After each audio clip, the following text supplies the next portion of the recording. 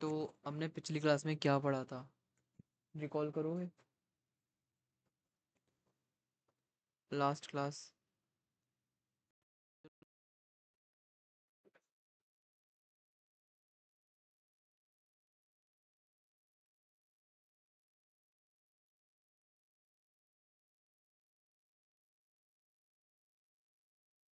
यश और मुस्कान बताओ।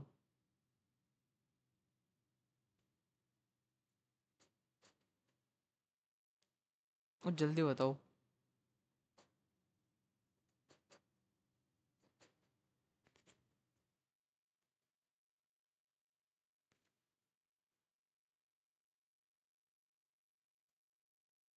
बोल के बताओ, बोल के।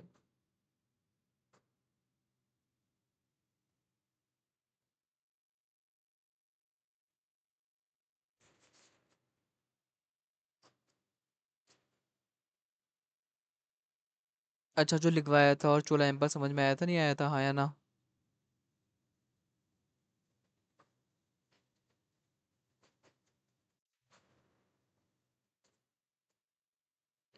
तो फिर बता क्यों नहीं रहे?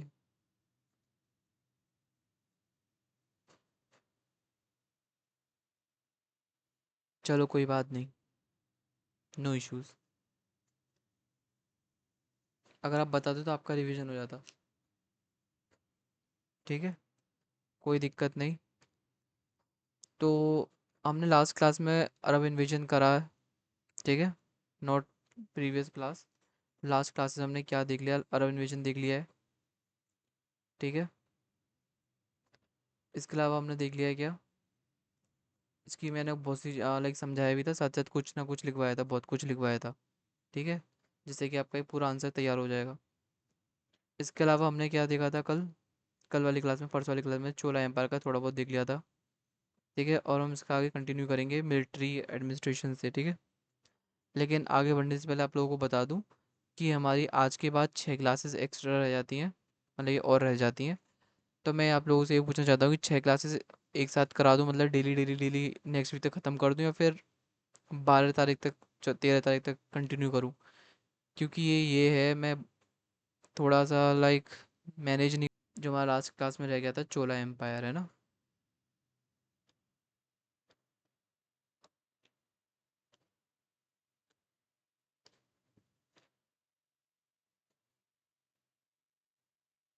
और स्क्रीन तो शेयर हो रही होगी, है ना?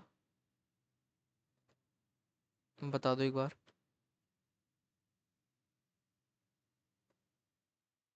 ठीक है, फिर आगे हम कंटिन्यू करते हैं। हमने लास्ट तक देख लिया था लॉ और ऑर्डर कैसे थे चोलास के अंडर में। ठीक है, अब आगे बढ़ते हैं मिलिट्री एडमिनिस्ट्रेशन की तरफ। चोला के देखे कि मिलिट्री एडमिनिस्ट्रेशन कैसा था। ठीक है, और मैं जितना बताऊंगा उतना ही देखना है, क्योंकि मैंने लाइक लास्ट क्लास में बताया था कि जितना मैंने इतना कर रखा है, जैसे कि यहाँ से यहाँ तक कर रखा है, तो उतना ही इंपॉर्टेंट है, बाकी तो सब ऐसे ही लाइन बढ़ाने के लिए। ठीक है, वो आपको रटना पड़ेगा। और जो कुछ चीज़ यहाँ पे, यहाँ से भी मैं कोई जो ज़रूरी चीज़ नहीं है उसको मैं कटवा दूंगा। ठीक है, और इम्पोर्टेंट चीज़ होगी उसको तो सारे इंपॉर्टेंट है, जो इम्पोर्टेंट नहीं है उसको मैं कटवा दूंगा। चलो ठीक है। Military administration of Cholas. The Cholas had an efficient army and navy. Navy का मतलब क्या होता है? जो हमारी जल सेना होती है ना। और आर्मी हमारी, जो मतलब पता ही है सबको। चोला के पास एक अच्छी ताकतवर आर्मी थी और साथ ही साथ एक नेवी भी थी।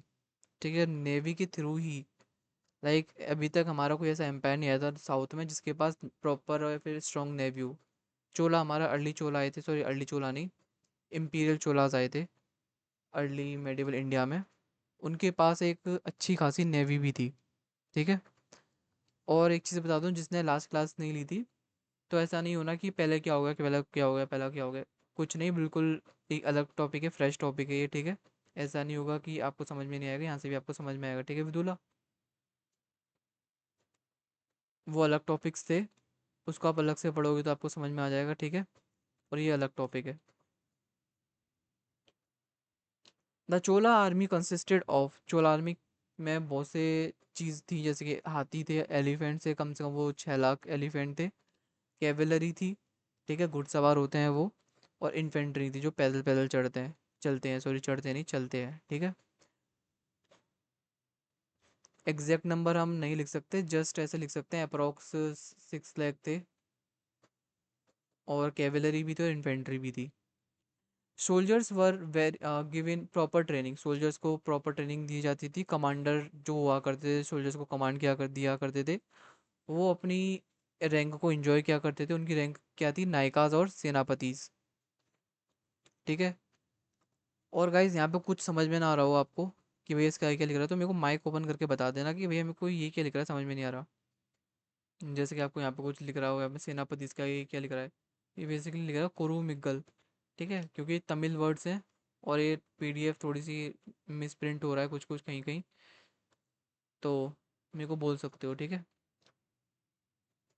अब आता है हमारा कोरोमिगल and Pani Makkal are the general terms given to the officials.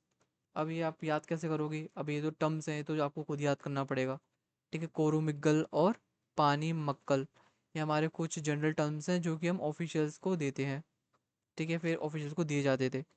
Army of Chola led by king और युवराज, जो आर्मी होती थी, जैसे आज के टाइम पे मान लो जो हमारी आज की आर्मी है वो कौन चलाता है? किंग है, मतलब किंग तो है नहीं आज के टाइम पे, लेकिन देखा जाए तो हम उस पर्सपेक्टिव में देखें तो आज के टाइम पे जो नरेंद्र मोदी है, नरेंद्र मोदी ही चलाते हैं कहीं ना कहीं, बेशक बात होती है वो प्रेसिडेंट चलाता है, फिर वो चलाता है, वो चलाता है, भाई चलाता है हमारा पीएम ही है। एट द एंड जो भी होता है, एंड जो होता है हमारा डिसीजन पीएम का ही होता है, ठीक है।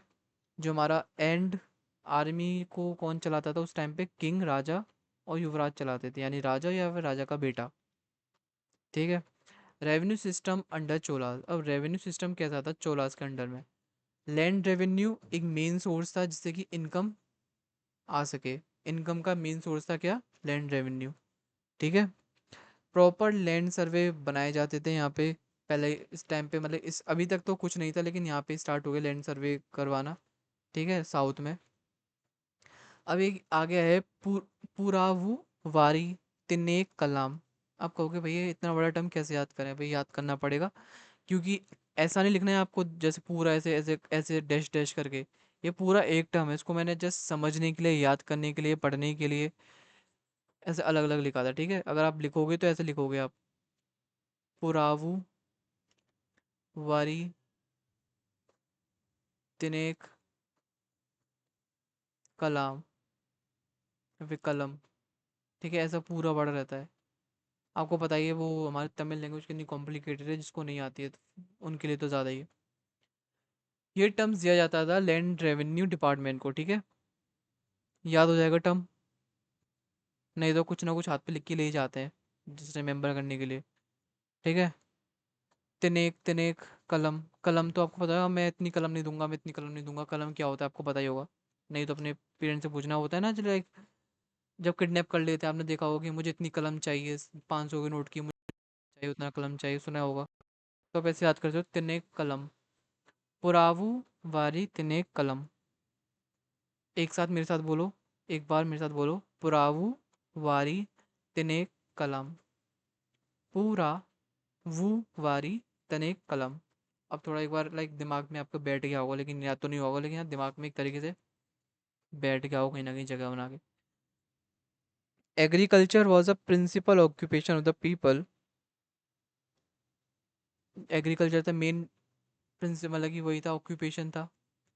जो land tax were term as इराई कुडिगल, इराई कुडिगल यहाँ पे लिख देता हूँ, इराई कुडिगल, ठीक है। The tax were collected in cash और काइंड, ये हमारा चीफ सोर्स होता था रेवेन्यू का। अब लैंड व क्लासिफाइड इनटू टैक्सेबल और नॉन टैक्सेबल, ये तो आपने आई थिंक पिछली पढ़ा भी होगा, लाइक पहले भी पढ़ा होगा। जो लैंड होता था पहले नॉर्थ में भी देखें तो दो पार्ट्स में डिवाइड होता था, टैक्सेबल और नॉन टैक्सेबल होता था, या फिर और किसी चीज़ में डिवाइड करते थे, उसकी फर्टिलिटी को देख के भी डिवाइड करते थे, इफ़ यू रिमेंबर, खर्च वगैरह करके, अगर याद आ रहा हो थोड़ा बहुत। कोई बात नहीं, उसको याद मत करो, ठीक है। दो क्लासिफाइड दो पार्ट्स में, टैक्सेबल और नॉन टैक्सेबल। इसके अलावा land revenue, other source of income, land revenue के अलावा जो अदर सोर्स था वो था हमारा कस्टम्स और टोल्स। जैसे कि टोल्स अभी भी लेते हैं ना रोड टैक्स पे, मतलब कि हाईवे पे लेते हैं टोल्स वगैरह, लाइक उस टाइप का ही, लेकिन थोड़ा सा उससे अलग। जैसे कि अगर हम कुछ माइंस में कुछ मतलब माइंस खोद रहे हैं, फिर माइंस निकाल रहे हैं, तो उस पर टैक्स लगा देंगे। पोर्ट्स पे कुछ आ रहा है, फिर जा रहा है, उस पर टैक्स लगा देंगे। फॉरेस्ट पे टैक्स लगा देंगे, उसके पेड़ वेड़ काटेंगे तो। ठीक है, टैक्स पेन पे, जैसे सॉल्ट पेन पे टैक्स लगा देंगे। प्रोफेशनल टैक्स टैक्स, ठीक है, हाउस टैक्स, इन सब के कुछ टाइप ऑफ टैक्स हैं। जैसे कि हम अपना पैसा लेते थे, हम नहीं मतलब वो। बहुत से इरिगेशन प्रोजेक्ट्स भी लिए गए चोला किंग के अंडर, जैसे कि डैम कंस्ट्रक्शन करवाया गया। ठीक है, अब आता है हमारा प्रोविंशियल एडमिनिस्ट्रेशन। हमने पिछली क्लास में क्या देखा था, सेंट्रल एडमिनिस्ट्रेशन देखा था, नहीं देखा था, द सेंट्रल एडमिनिस्ट्रेशन। और आज बेसिकली टॉपिक हमारा ये प्रोविंशियल एडमिनिस्ट्रेशन। प्रोविंशियल मतलब क्या होता है? अब मैं ऐसे बोल सकता हूँ प्रोविंस, प्रोविंस,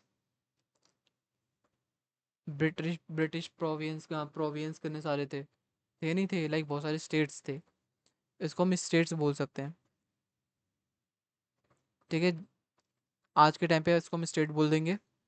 ठीक है, इसको हम डिस्ट्रिक्ट बोलेंगे, बोल देंगे, सॉरी सब कुछ मिक्स ही हो रहा है। डिस्ट्रिक्ट बोल देंगे। और एक और टर्म आएगा यहाँ पे नाडूज करके, नाडू। इसको हम बोल देंगे विलेज, या फिर नहीं, विलेज नहीं बोलेंगे, इसको हम बोलेंगे तहसील। तहसील सुना है आपने, तहसील? है,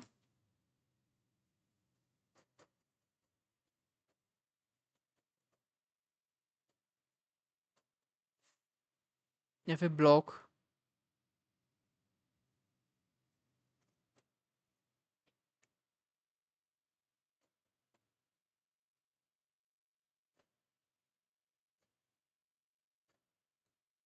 बताओ, तहसील तो सुना होगा।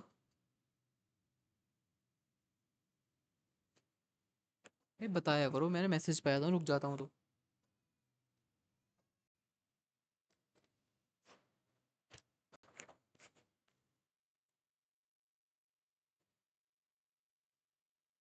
हाँ हाँ, आज कंप्लीट हो जाएगा तो आज दे दूंगा। ठीक है, सुना होगा, सुन लिया। विदुला, सो गई क्या?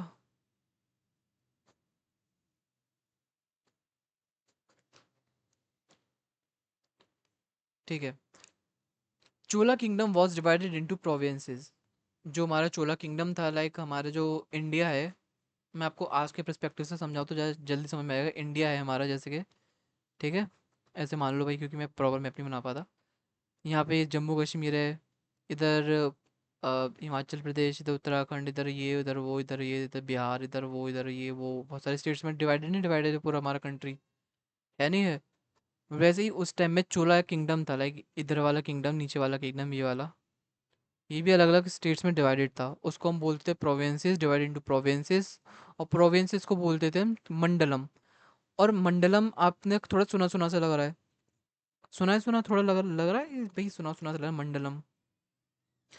अगर आपको याद हो कि मैंने बोला था कि ऊपर चोला मंडलम बोला था, लाइक स्टार्टिंग में फर्स्ट पेज पे दिखाता हूँ, कोरोमंडल और चोला मंडलम, देखो ये रहा, हाईलाइट भी किया था। ठीक है, मंडलम यानी प्रोविंस या फिर स्टेट बोल सकते हैं ना। देयर बीइंग जनरली 8 और 9 ऑफ दीज, उनमें से मतलब कि इतने इतने इतने पार्ट में भी इंडिया के 8 से 9 हमारे प्रोविंस थे।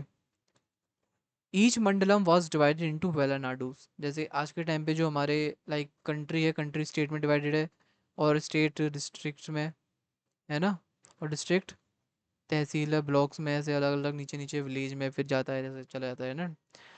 Each Mandalam was divided into वेलानाडूज, वेलानाडू जैसे डिस्ट्रिक्ट बोल दो। These in turn were subdivided into groups of village variously called, जो मतलब कि इनकी भी जो डिवीजन डिवीजन होता है, इनका सब डिवीजन होता है, वो होता है हमारा ग्रुप ऑफ डिवीजन, जो ग्रुप ऑफ विलेजेस, जिनको कि अलग अलग नाम से जाना जाता है। कोई बोलता है इसको कुर्रुम, कुर्रम, या फिर कुर्रम, कुर्रुम, कुर्रम ही बोलेंगे इसको। नाडूज बोलता है कोई इसको, नाडु। और कभी कभी इस पे ना शॉर्ट नोट भी आ जाता है नाडु पे, ठीक है। या फिर और लिखा है बेसिकली यहाँ पे, और कोट्टम, कोट्टाम, ठीक है, ये बोल दिया जाता है। देखें, occasionally a very large village would be administered as a single unit and this was called tenure. वाला टेन्योर नहीं, ये वाला नहीं, अलग वाला ये, TANIUYUR,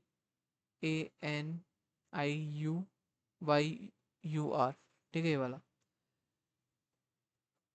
ओकेजनली देखा जाए तो जो बड़े बड़े विलेजेस हुआ करते थे उसको एक सिंगल यूनिट में घोषित कर दिया जाता था, ठीक है।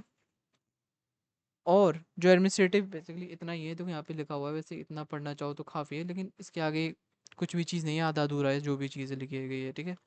और हम यहाँ से देख सकते हैं चोला एडमिनिस्ट्रेशन का थोड़ा बहुत डिफरेंस दिखता है, चोला एम्पायर और गुप्ताज में थोड़ा बहुत डिफरेंस दिखता है, ठीक है।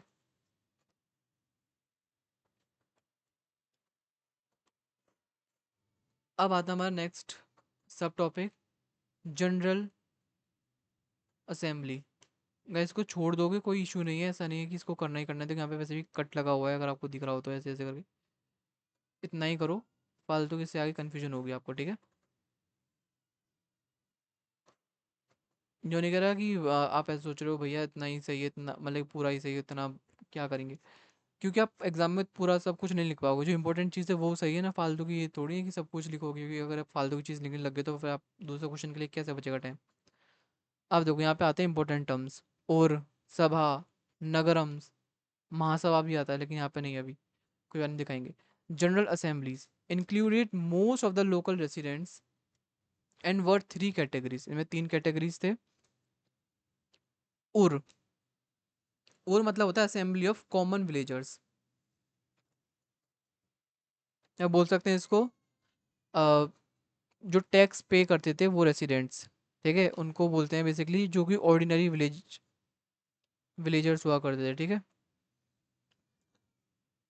पता है गाइस, मैं बार बार स्ट्रक क्यों कर रहा हूँ, बार बार अटक क्यों जा रहा हूँ, क्योंकि बाहर से इतना शोर आ रहा है ना, अब मुझे लगता है कि मेरी आवाज़ मुझे खुद ही नहीं आ रही, इसलिए मैं खुद ही रुक जाता हूँ। बच्चा चीख रहा है, और मुझे उसके इरिटेशन हो रही है बहुत ज़्यादा, एक सेकंड में पंखा तेज़ कर देता हूँ।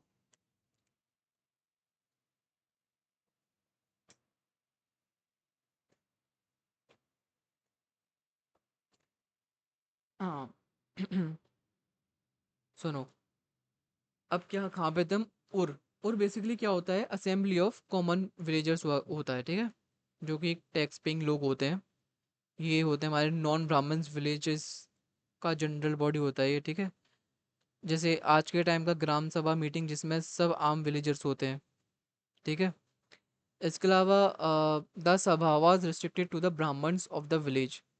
जो सभा होती थी या फिर mahasabha assembly of Brahmin villages हुआ करती थी, यानी जो ब्राह्मण्स हुआ करते थे सिर्फ उसमें वही पार्टिसिपेट करते थे, सिर्फ ब्राह्मण्स की सेटलमेंट में होता था ये, ठीक है। आज के टाइम में जैसे कि एक रेसिडेंट वेलफेयर एसोसिएशन है, RWA, सुना हो तो कभी, सिर्फ एक पर्टिकुलर कॉलोनी का होता है ये। अगर आप कॉलोनी से बिलोंग करते हो तो शायद आपको पता हो, नहीं तो कोई ऐसा नहीं है कि पता ही करना है, कुछ नहीं पता तो भी करना ही पता है, कोई दिक्कत नहीं है, ठीक है। इसके बाद है फाइनली नगरम। नगरम बेसिकली क्या होता है, असेंबली ऑफ ट्रेडर्स, मर्चेंट्स। नगरम, फुरफुरी नगर सुना है, फुरफुरी नगर में क्या होता है, ट्रेड होता है, किसका, समोसों का, होता है नहीं होता है, तो ऐसे याद करो, नगर में किसका ट्रेड होता है, सॉरी, नगर किसके लिए होता है, ट्रेड के लिए होता है, ट्रेड सेंटर होता है, ठीक है। इन सम विलेजेस द उर एंड द सभा वर फाउंड टुगेदर। कभी कभी ये जो उर और सभा एक साथ भी देखे जाते हैं, या वे देखे जा चुके हैं। जनरली मंडलम्स और provinces were named after the original names of the title Chola king. जैसे कि अभी हमने ऊपर देखा था, राजेंद्र चोला का एक वो था ना, उसको एक टाइटल मिला था, क्या मिला था उसको, गंगाई चोलापुरम, ऐसे कोंडा चोलमपुरम मिला था ना, देखो दिखाता हूँ इसे, जिस जो कि वहां तक पहुंच गया था, नॉर्थ तक पहुंच गया था, टाइटल मिला था उसको, गंगाई कोंडा चोला, मिला था नहीं मिला था। उस लाइन का कहना यही मतलब है कि पहले आप इसको देखो, क्या टाइटल है? गंगाई कोंडा चोला। ठीक है, डन। और इसका नाम क्या है? इस कैपिटल का नाम क्या है? गंगाई कोंडा चोलापुरम। ठीक है, अब इस पर लाइन पे जो मंडलम्स और प्रोविंसेस होते थे वो किसके नाम पे होते हैं? किंग के नाम पे होते हैं। ठीक है, ठीक है, समझ गए। चोला यहाँ पे क्यों लिखा गया? क्योंकि चोला किसी किंग का नाम होता है। चोला जैसे कि, एक सेकंड,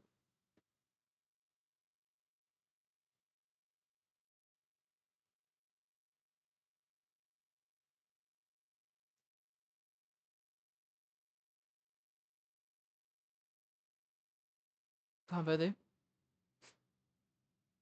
जनरली मंडलम्स और provinces were name after the original name. King को टाइटल दिया जाता था, उसी के बेसिस पे ये उसके आगे मंडलम लिख देते थे और वो हमारा जगह का नाम हो जाता था। ठीक है, the head of the province, जो प्रोविंस का हेड हुआ करता था उसको हम बोलते थे वॉइस रॉय। ठीक है, close relatives of king were appointed as viceroy. जो किंग के लाइक खास लोग हुआ करते थे उनको क्या बोल दिया जाता था? वॉइस रॉय बोल दिया जाता था। ठीक है, अब नेक्स्ट आता है हमारा टॉपिक, लोकल एडमिनिस्ट्रेशन। अभी तक हमने क्या देख लिया? सेंट्रल एडमिनिस्ट्रेशन, प्रोविंशियल एडमिनिस्ट्रेशन, और अब आ जाता है हमारा क्या? Local administration. ठीक है,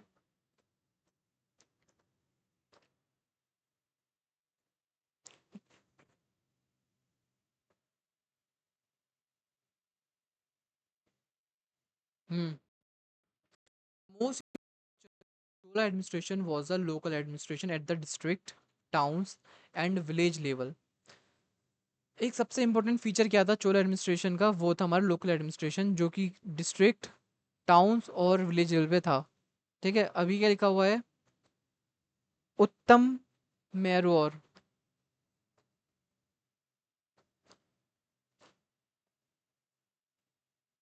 एक सेकंड रुको।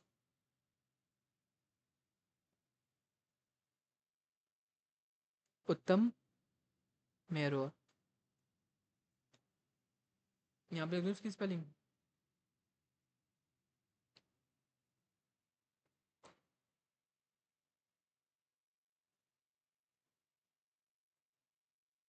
इट्स उत्तरा मैरोर।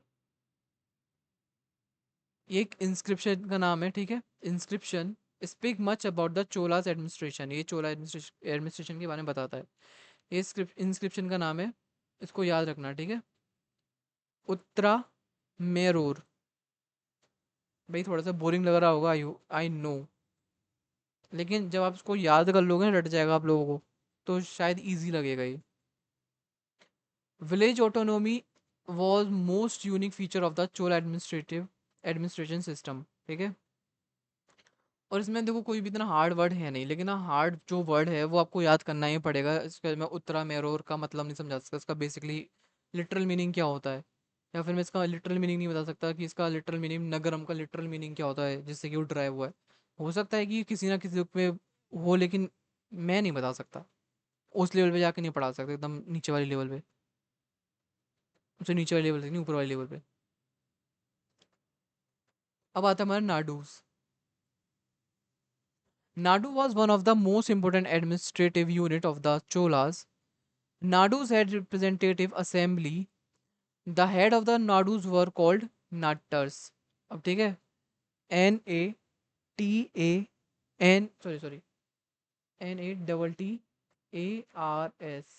ठीक है, ये पीडीएफ भेज दूंगा मैं। और मैं आपको ये बोलूँगा कि इस पीडीएफ के थ्रू आप अपना एक नोट्स बनाना खुद से। नोट्स बनाना मतलब ऐसे नहीं कि जिसको पूरा नोट डाउन करना और उसको अपनी राइटिंग में खुद से पढ़ना। ठीक है, आपका मतलब दो क्वेश्चन हो जाएंगे हिस्ट्री ऑफ इंडिया से। The council of the Nadus were called Nattavai. ठीक है, मतलब काउंसिल ऑफ नाडू, नाडू के लीडर्स का मीटिंग बॉडी।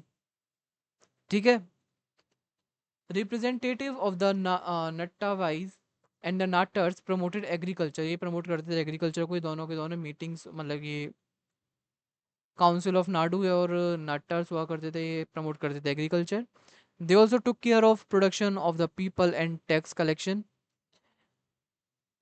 ये भी ध्यान रखा करते थे कि प्रोडक्शन हो रहा है नहीं हो रहा है, और टैक्स प्रॉपर कलेक्ट हो पा रहा है फिर नहीं हो पा रहा है।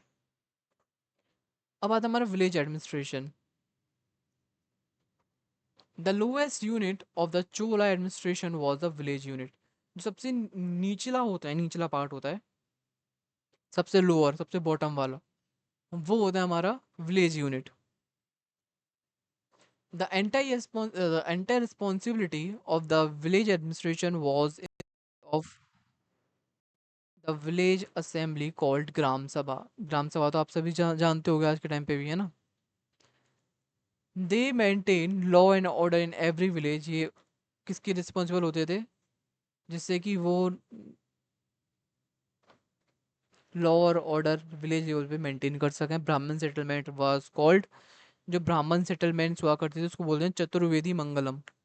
ठीक है, मतलब Brahmin settlements, village gifted to Brahmins. ठीक। अब इनको आपको ये तो आप, मुझे नहीं लग रहा ये वाला ज़्यादा हार्ड होगा टर्म। आपने बहुत सारे नाम सुने होंगे, जैसे अगर आपने मैडम सर देखा तो उसमें चीता चतुर्वेदी था नहीं था, तो उसमें आप ऐसे याद कर सकते हो, Chaturvedi Mangalam. The people of the Chola empire were more benefited by the Chola administration. जो बहुत सारे लोग थे चोला एम्पायर के, वो बहुत फायदा करते थे चोला एडमिनिस्ट्रेशन। और हिस्टोरियंस जैसे कि Nilkanth Shastri appreciate the administrative efficiency of the Chola king. अलग अलग जो हिस्टोरियंस हैं अलग अलग इसके पे बात करते हैं, कि बोलते हैं, कोई बोलता है कि बहुत अच्छी बात है, कोई बोलता है नहीं छी कितना गंदा है वो है, ऐसे करके बोलता है। ठीक है, अब पढ़ेंगे हम व्यूज ऑफ हिस्टोरियंस यानी हिस्टोरियोग्राफीज ऑन द चोला एडमिनिस्ट्रेशन। ठीक है। नील देखो, वैसे तो आपको लिखना है प्रॉपर तरीके से, जैसे कि आपको समझाने के लिए, क्योंकि ऐसे एग्जाम में ऐसे नहीं लिख सकते प्रेज चोला एडमिनिस्ट्रेशन क्योंकि वेल ऑर्गेनाइज, ये सब आपको प्रॉपर तरीके से लिखना पड़ेगा। ठीक है। बात तो आप कहीं से ही पढ़ोगे तो वही बात बोलेगा, ठीक है, लेकिन इस तरीके से लिखो, लेकिन समझ रहे हो कैसे लिखना चाहिए, खासकर हिस्टोरियोग्राफीज तो। आपको पहले नाम याद रखना है नीलकंठ शास्त्री का। ये बहुत ज़्यादा तारीफ करते हैं चोला एडमिनिस्ट्रेशन की, क्योंकि ये मानते हैं भाई इनके पास वेल ऑर्गेनाइज रेवेन्यू सिस्टम था, बहुत अच्छी खासी ब्यूरोक्रेसी थी, और भैया यहाँ पे तो मैंने ये देखा है कि प्रमोशन होता है ट्रेड और कॉमर्स का। भाई मुझे तो बड़ा अच्छा लगता है चोला एडमिनिस्ट्रेशन। ठीक है। अब आते हैं हमारे नेक्स्ट, महालिंगम। महालिंगम, स्पेलिंग तो क्लियर ही है। ये आर्ग्यू करते हैं that the Chola administration was remarkable for its time for maintain law and order. बोलते हैं कि उस टाइम पे ज़्यादा कोई पावरफुल था नहीं चोला के बराबर में, इसलिए उसका टाइम बहुत ज़्यादा रिमार्केबल है इनके लिए। और वो पावरफुल थे, पावरफुल लोग होंगे वो अपने लॉ मेंटेन रखेंगे। जैसे कि आप ऐसे मानो नॉर्थ कोरिया में जो है, कौन है वो नॉर्थ कोरिया का डिक्टेटर,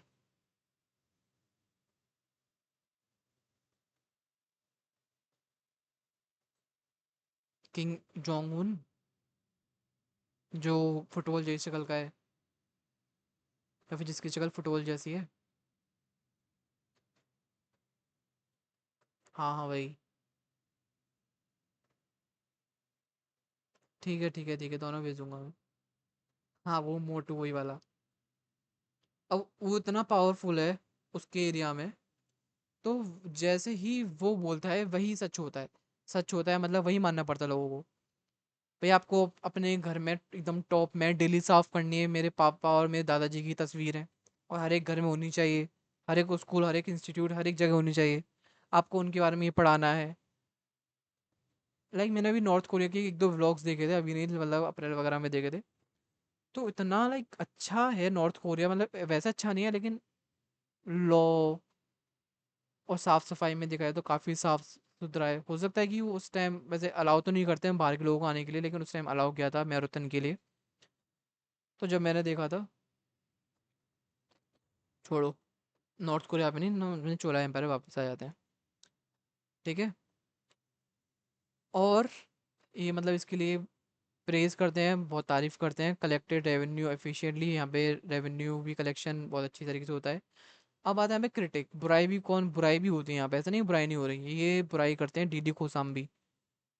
क्रिटिक डेट, ये चोला एम्पायर को क्रिटिक करते हैं, चोला एडमिनिस्ट्रेशन को क्रिटिक करते हैं for its feudal nature and social inequalities. और यहाँ पे ये भी बोलते हैं कि यहाँ पे पीजेंट्स को एक्सप्लॉइट किया गया है। ठीक है। अब ये भाई इन लोग की हिस्टोरियंस की हिस्टोरियोग्राफीज हैं, आपको याद करनी पड़ेगी। बेशक आपने पढ़ा हो या फिर ना पढ़ा हो, लेकिन इन्होंने कहीं ना कहीं से तो पढ़ा होगा, क्योंकि हम हर एक सोर्स से हम कवर नहीं कर सकते। ठीक है, कवर करेंगे तो हमारा एक ही टॉपिक पे पूरा सिलेबस पूरा सेमेस्टर निकल जाएगा। समझ रहे हो। आर एस शर्मा बोलते हैं, शर्मा सीधा चोला एडमिनिस्ट्रेटिव एज सेंट्रलाइज। देखो अभी ये बोल रहे हैं कि फीडरल था, ये बोल रहे हैं सेंट्रलाइज्ड है और ऑपरेसिव भी है थोड़ा सा। ओम ने ऊपर क्या पढ़ा था, बहुत अच्छा है और सब लोग उससे खुश थे, उसको बहुत लोगों को फायदा मिल रहा था। अब वही दो मुही बात होती है। Chola administration was responsible for social and economic exploitation.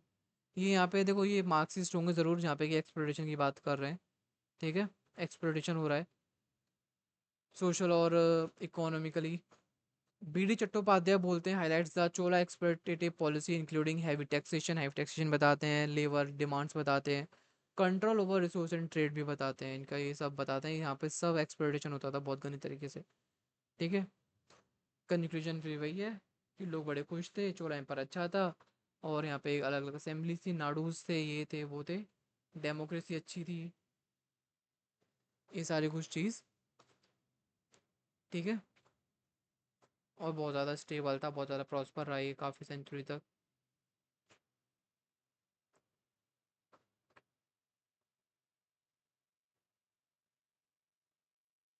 Done. मैं आपको पीडीएफ दोनों भेजूंगा क्लास खत्म होने के बाद जस्ट।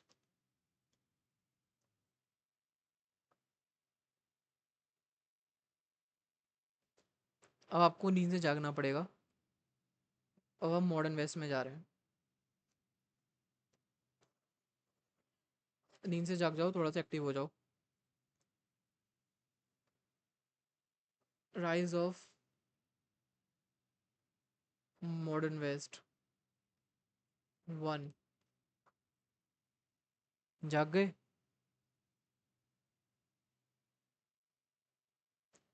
एक बोरिंग बोरिंग टॉपिक पढ़ लिया, अब इसके बाद थोड़ा सा इंटरेस्टिंग देखते हैं टॉपिक, जिससे आप लोग भी familiar हो थोड़ी थोड़ी। थोड़ी थोड़ी नहीं, बहुत बहुत।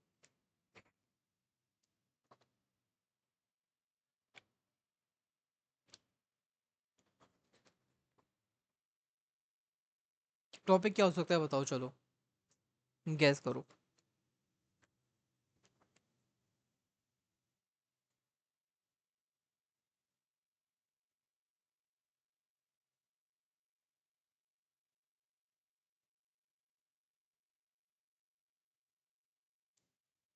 नहीं पता भाई, किसने बना दिया ये। लोगों के लिए ठीक है हिस्ट्री, जैसे कि क्या बोलूँ मैं। गैस करो कौन सा टॉपिक कराने वाला हूँ।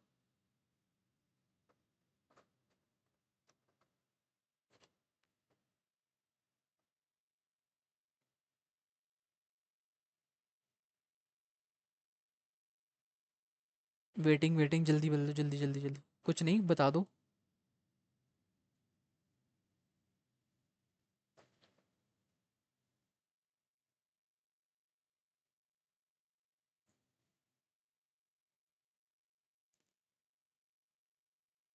हाँ लिख तो रहा, rise of modern West one. उसमें से कौन सा टॉपिक।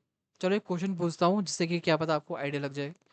एक क्वेश्चन है, लाइक ऐसा क्वेश्चन नहीं पूछा कि बताओ व्हाट इज दिस, रिफॉर्मेशन क्या है बताओ। जब तक आपने पढ़ाई नहीं, इन्फॉर्मेशन कैसे पूछ लूँ, रिफॉर्मेशन क्या है बताओ, नहीं आपको लगता क्या होगा, नहीं बताओ बताओ।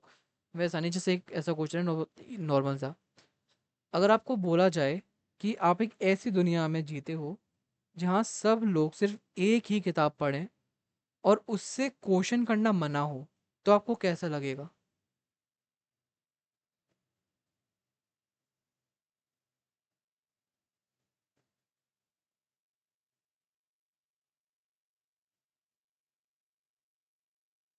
अच्छा, बेकार लगेगा। यशी, कैसे लगेगा?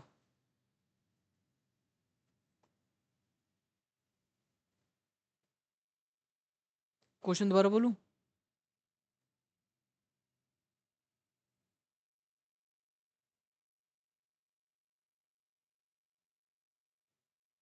अच्छा, बेकार नहीं लगेगा। मतलब यही कि बोरिंग लगेगा, बेकार लगेगा, क्यूरियोसिटी मर जाएगी और नए आइडियाज़ नहीं आएंगे, या फिर हम नए आइडियाज़ को नहीं सोच पाएंगे। एक ही किताब पढ़ रहे हैं बार बार बार बार बार बार बार बार, और वही किताब जो इसमें कि इंटरेस्ट ही नहीं आ रहा है अब।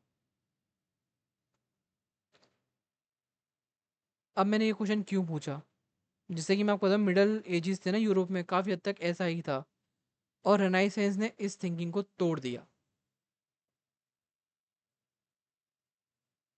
अब बताओ क्या टॉपिक है।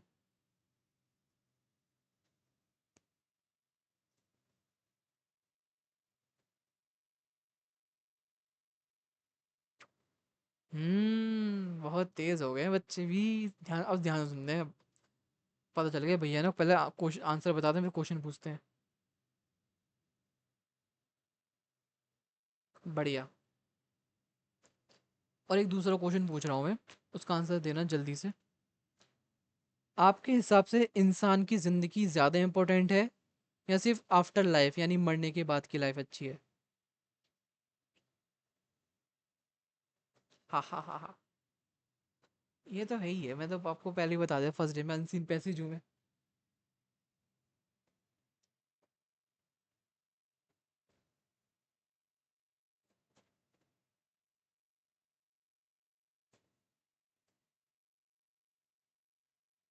इंसान की ज़िंदगी ठीक, और उसके बाद की ज़िंदगी नहीं? मरने के बाद की ज़िंदगी कोई इम्पोर्टेंस नहीं रखती? डेफिनेटली, लेकिन हम मिडिल एजेस की बात करें तो वही लोग देखते थे, ना कि आज के टाइम पे देखते थे। जैसे कि हम आज की ज़िंदगी छोड़ के हम देख रहे हैं कि हम मरने के बाद क्या करेंगे। कोई सेंस इस बात का, लाइक कोई भी सेंस, 1% अभी आपको लग रहा कोई सेंस हो, लेकिन उस टाइम के लोगों को ये इतना सेंसिबल लगता था कि क्या ही भाई, चर्च ने बोला है मरने के बाद हमें यहाँ पे हमें हेवन हेवन जाएंगे, फिर कहाँ जाएंगे, तो हमें जो हेवन के पीछे पड़े रहते थे। ठीक है, लोगों को लगता था हमें अभी की लाइफ छोड़ के, अपनी ज़िंदगी को छोड़ के, जो अभी जी रहे हैं उसकी वैल्यू नहीं है, जो वैल्यू है जब हम मर जाएंगे उसके बाद की। ठीक है, और मैंने ये क्वेश्चन क्यों पूछा और आंसर मैंने क्यों बताया इसका, क्योंकि ये जो टॉपिक है तो मैं ह्यूमनिज्म को समझने में हेल्प करेगा। ठीक है।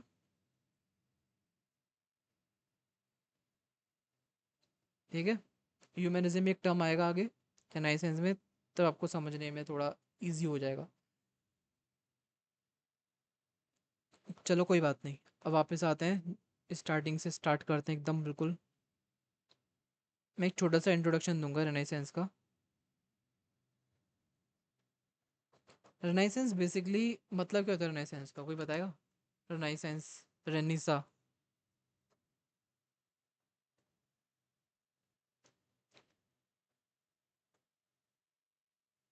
रेनिसा।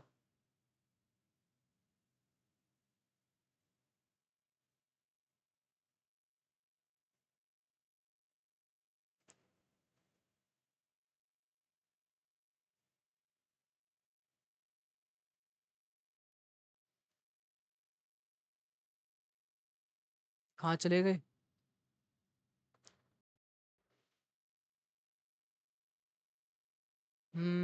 बिल्कुल बिल्कुल।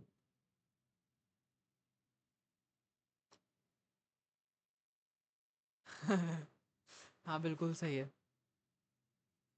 रीबर्थ, रेनेसेंस बेसिकली एक रीबर्थ था, पुराने क्लासिकल आइडियाज़ का दोबारा जन्म और नए आइडियाज़ का एक्सप्लोजन। ठीक है, ये एक ब्रिज था, एक ब्रिज था, जैसे कि हमने पढ़ा था ना अर्ली मेडिवल इंडिया में पढ़ रहे हैं जैसे। अरे यहाँ पे वो क्यों नहीं बन रहा गोल गोल? हम्म, चल ही नहीं रही। इंक खत्म हो गया आई गेस। अरे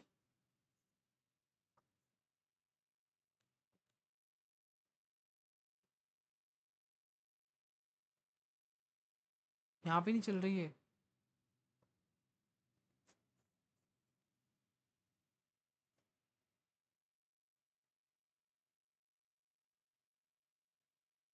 कोई बात नहीं, यहाँ पे नहीं लिख रहा तो।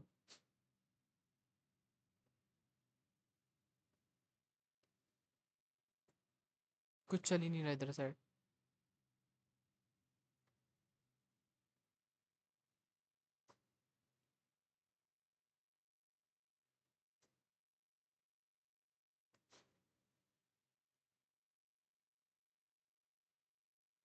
लो।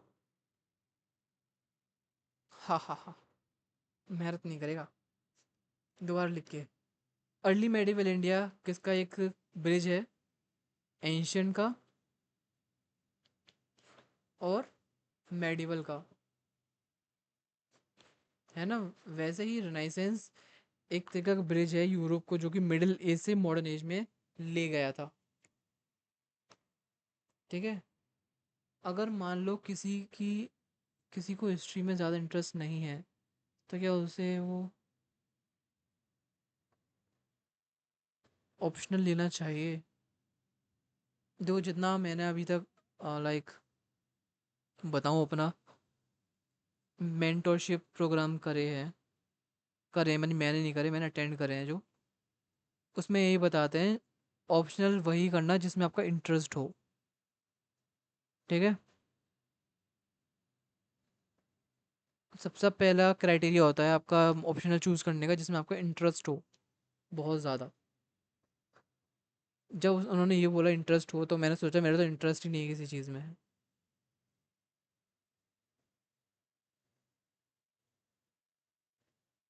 देखो, हिस्ट्री आप 3 साल पढ़ोगे अभी, बिल्कुल सही बात है, अभी 2 साल में पढ़ोगे।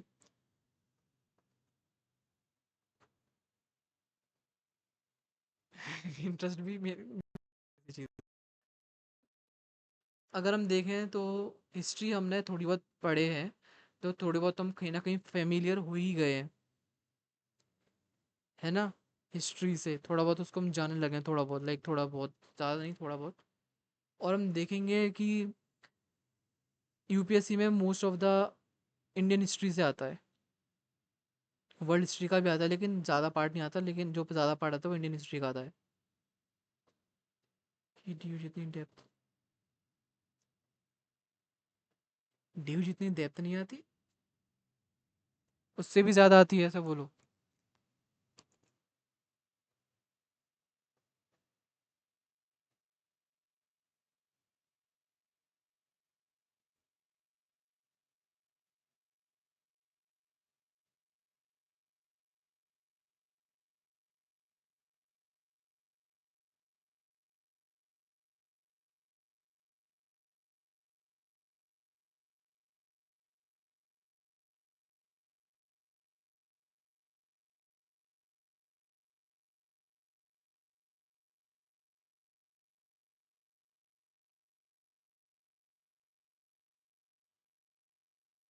भैया, तो जो लोग प्रिपेयर कर रहे हैं वो लोग बोल रहे हैं।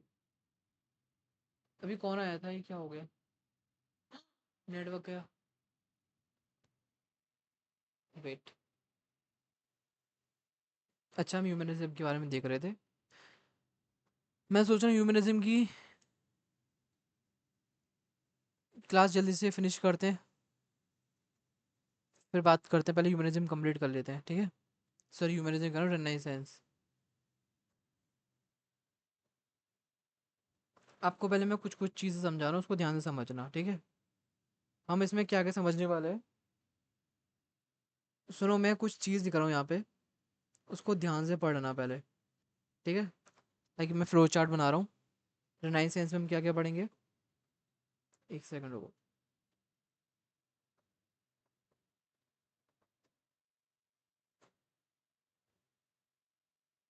और गाइज, ये बहुत ही अच्छा टॉपिक है, और आपने क्लास 11th में पढ़ा होगा, ठीक है? 11th में ही पढ़ा होगा, उससे पहले भी नहीं, पहले पढ़ा होगा, नहीं होगा, पता नहीं इसका।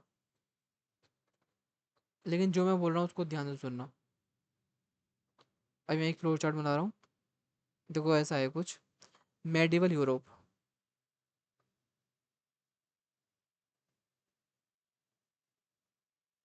ठीक है।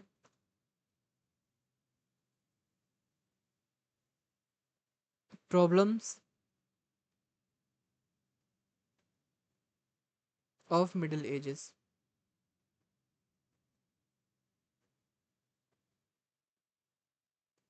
जिसमें आएगी तीन चीज़ आएंगी।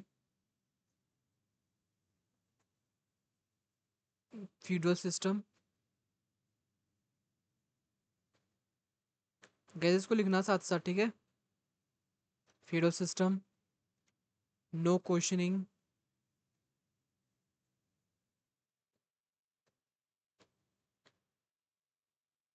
Black death.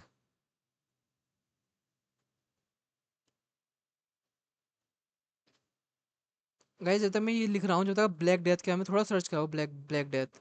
अगर नहीं तो मैं आपको एक फ़ोटो दिखाऊंगा ब्लैक डेथ का। जब तक थोड़ा वेट करो। ब्लैक डेथ का आपने मतलब जो मैं समझाऊंगा उसका सॉरी सॉरी। Church domination. ठीक है।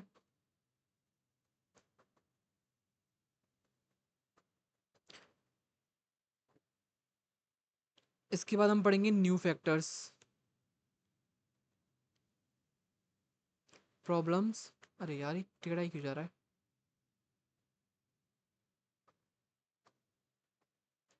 प्रॉब्लम्स देन इधर न्यू फैक्टर्स आएंगे इसके आगे।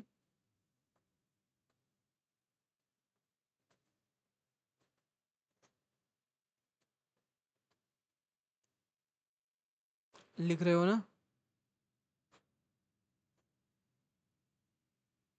जिसमें क्या है कुछ चीज़ न्यू फैक्टर्स में नेक्स्ट पेज पे लिख रहा हूँ। उसके आपको नीचे कंटिन्यू करना है, ठीक है। New factors.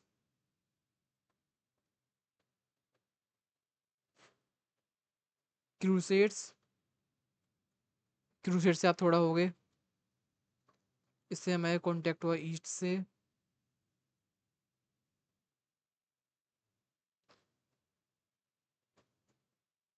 इधर साइड चल ही नहीं रहा मारकर।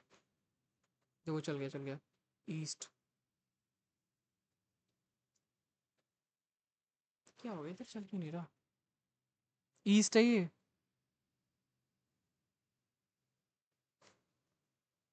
इधर लिखता हूँ थोड़ा। Fall of Constantinople. क्या हो गया।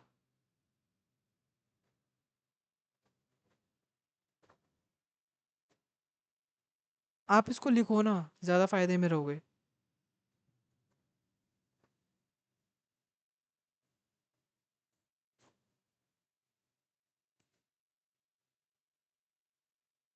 यशी लिखो ना इसको।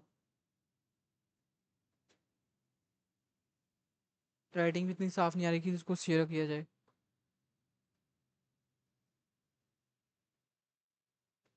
नेट गया क्या। गया। पता था मेरे को गया होगा।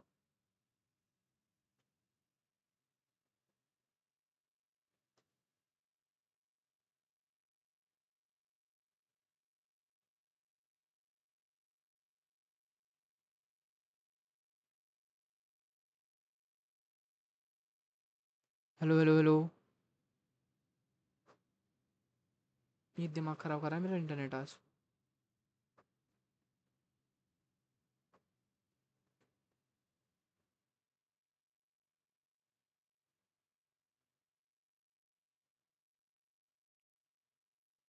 ओके भैया बस एक मिनट।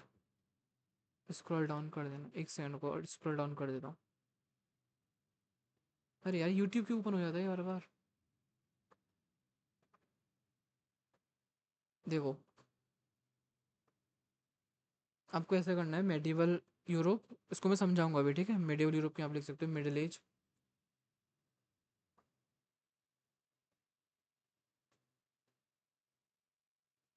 न्यू फैक्टर के आगे जो नेक्स्ट पेज पे है वो वाला है।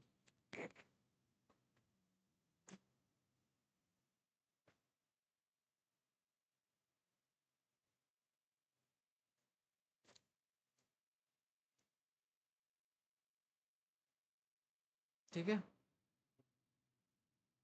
क्योंकि लिखोगे तो ज़्यादा दिमाग में रहेगा, बैठ जाएगा। क्रूसेड्स हुए थे। Fall of Constantinople.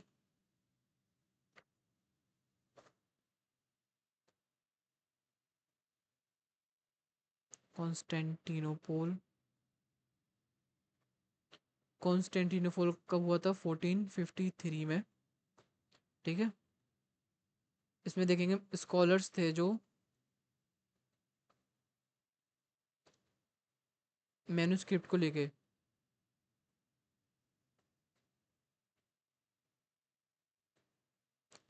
भाग गए थे to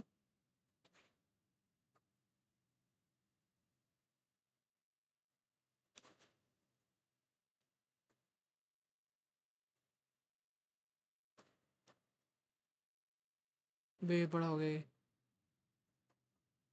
to manuscripts to Italy.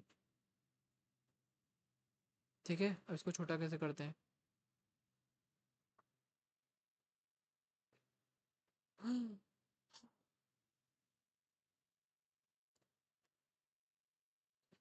क्या हुआ था यहाँ पे जब क्रूसेड्स हुआ था? क्रूसेड्स के बाद जो कॉन्टेक्ट हो गया हमारे ईस्ट के साथ, ठीक है। क्रूसेड क्या था? मुस्लिम और क्रिश्चियंस की लड़ाई थी बेसिकली। उसको हम आगे देखेंगे, बेसिकली यहाँ पे कुछ समझा रहा हूँ, तो अभी लिखने पे ध्यान दो। Growth of trade. Growth of trade and towns. Rich merchants यहाँ पे इमर्ज कर रहे थे। मर्चेंट्स। इसके बाद देखेंगे प्रिंटिंग प्रेस। प्रिंटिंग प्रेस जो कि एक मेन फैक्टर रहा था, जो कि कब आया था? 1450s में आ गया था। फास्ट स्प्रेड, इसने हेल्प करी फास्ट स्प्रेड ऑफ आइडियाज। ठीक है। देन उसके बाद हमारा बर्थ प्लेस इसका क्या था? इटली था। पता होगा, नहीं है? Birth place.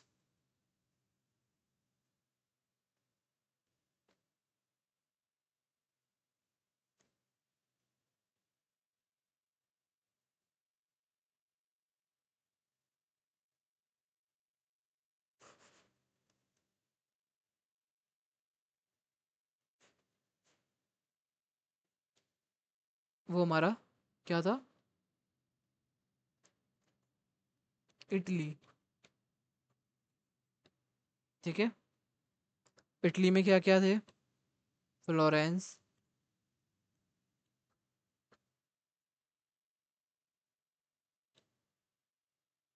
वेनिस,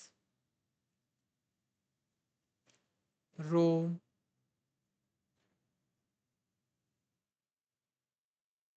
एक यहाँ पे नाम आएगा मेडिसी का, एंड अदर पेट्रोन्स। और के बारे में जानेंगे। ठीक है। इसके बाद जानेंगे हम की आइडियाज। की आइडिया यानी की आइडिया बेसिकली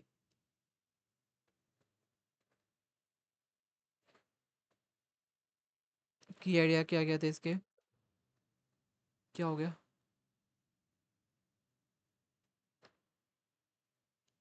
इसको डिस्कनेक्ट करो पहले।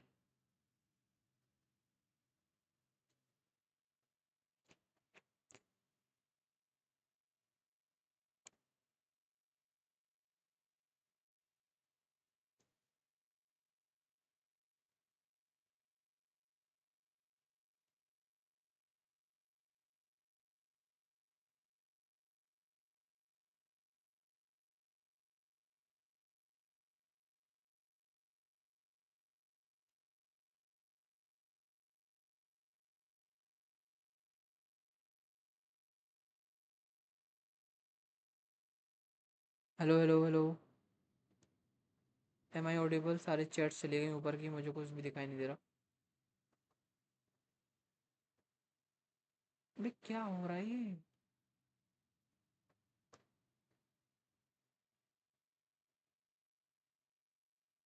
एक नेटवर्क कनेक्ट नहीं होना चाह रहा, एक डिस्कनेक्ट हो जा रहा बार बार। अब कौन कनेक्ट कौन सा है?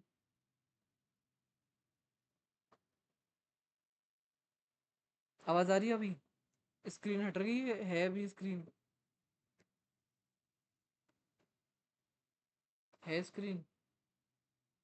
अच्छा स्क्रीन नहीं है। आ गई? नहीं आई? हाँ, आ गई आ गई। हाँ ठीक। अब वो पता है जैसे कि यहाँ पे किसी का मैसेज आता है तो मैसेज साउंड आती है, वैसे ही यहाँ पे जैसे कि नेटवर्क चला गया तुड़ुंग, बहुत जोर से आवाज़ आई थी, पूरा मैं हिल गया था। की आइडिया क्या था हमारा ह्यूमनिज्म का, जो मैं आपको क्वेश्चन पूछ रहा था ह्यूमनिज्म का, सेकंड वाला। ह्यूमनिज्म जो कि फोकस करता है, focus on man, not only God. इससे जो आइडिया था, इससे पहले क्या होता था, भगवान ही है, चर्च ही है, जो भी है, हम कुछ नहीं है। इंडिविजुअल टैलेंट एंड क्रिएटिविटी, इसके चलते आई इंडिविजुअल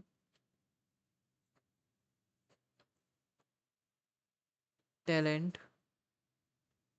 आपको पता होगा इस टाइम पे आर्ट्स कितना, लाइक आर्ट पेंटिंग वगैरह कितनी फ्लोरिश कर रही थी, लिटरेचर कितना फ्लोरिश कर रहा था, एंड क्रिएटिविटी।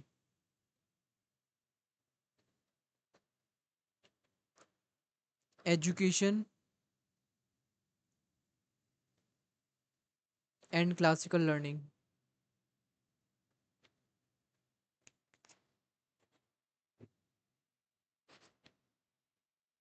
ठीक है, देन उसके बाद हम पढ़ेंगे नीचे, इसके नीचे लिखूं क्या, आगे स्क्रॉल कर दूं क्या? इसके आगे देखेंगे हम क्या, रेनाइसेंस, रेनेसा अचीवमेंट्स।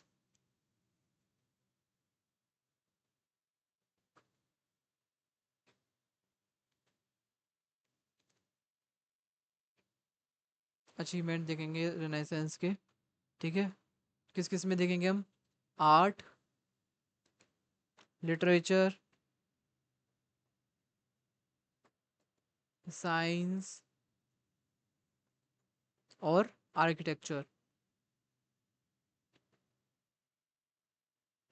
इसमें भी हम अलग अलग कॉन्ट्रीब्यूशंस देखेंगे, जैसे Leonardo da Vinci, Michelangelo, Raphael, Dante Petrarch, Machiavelli, Vesalius, Galileo, Copernicus. ठीक है, ये सारे कुछ देखेंगे। आपको याद करने पड़ेंगे नाम, तो नाम तो समझाए नहीं जा सकते। ठीक है, इसमें हम देखेंगे किस किस का नाम देखेंगे, लियोनार्डो,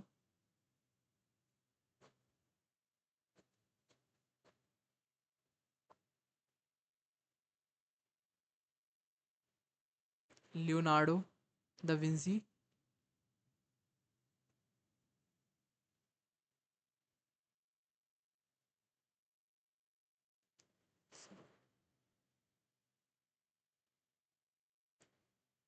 माइकल, राफेल। ठीक है, फुल स्टॉप, इधर फुल स्टॉप लग नहीं रहा है, लग गया लो, और छोटा नहीं हो गई, कोई बात नहीं। यहाँ पे आएंगे डेंटे,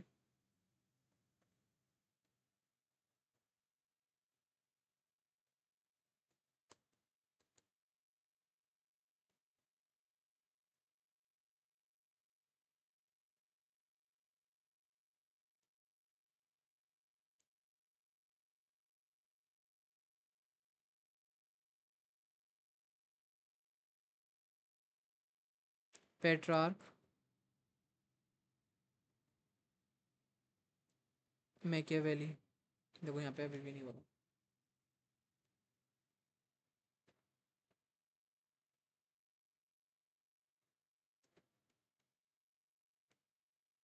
ठीक है, डबल एल आई है, कोपरनिकस इसमें देखेंगे, कंट्रीब्यूशन ऑफ कोपरनिकस। अच्छा ये निकल गया।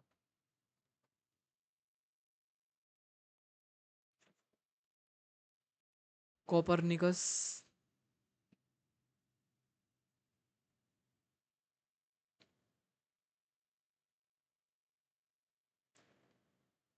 गैलीलियो।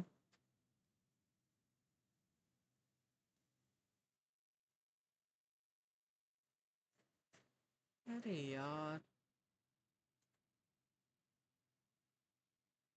वेसेलियस। ठीक है। इसके अलावा हमारा नाम आता है इसमें आर्किटेक्चर में।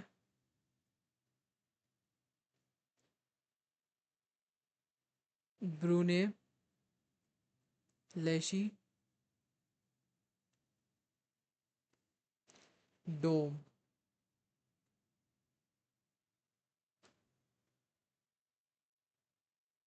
देन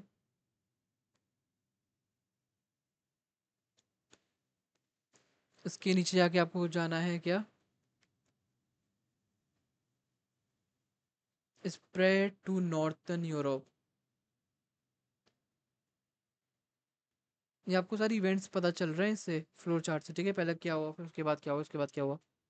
इरेस्मस, यहाँ पे इरेस्मस।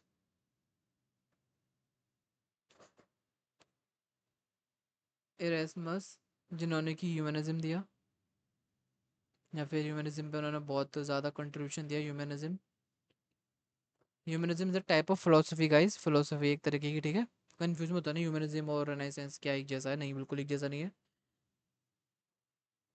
अगर टीचर आपसे पूछे व्हाट इज ह्यूमनिज्म, तो बोल देना humanism is a type of philosophy that is emerge in the time of renaissance. ठीक है। शेक्सपियर, शेक्सपियर, लिटरेचर, ये तो सबको ही पता होगा। और एक आता है हमारा वैंग ईएक, जिनका कि आर्ट में बहुत ज़्यादा कंट्रीब्यूशन रहा है। ठीक है। अब इसके बाद लास्ट जो हम लिखेंगे वो है हमारा क्या, इम्पैक्ट्स। क्या लिखेंगे, इम्पैक्ट्स। इम्पैक्ट्स लिखने के बाद फिर मैं आपको कुछ ना कुछ समझाता हूँ, क्योंकि आज तो ये कंप्लीट हो ही नहीं पाएगा। इम्पैक्ट, इंटेलेक्चुअल क्यूरियोसिटी,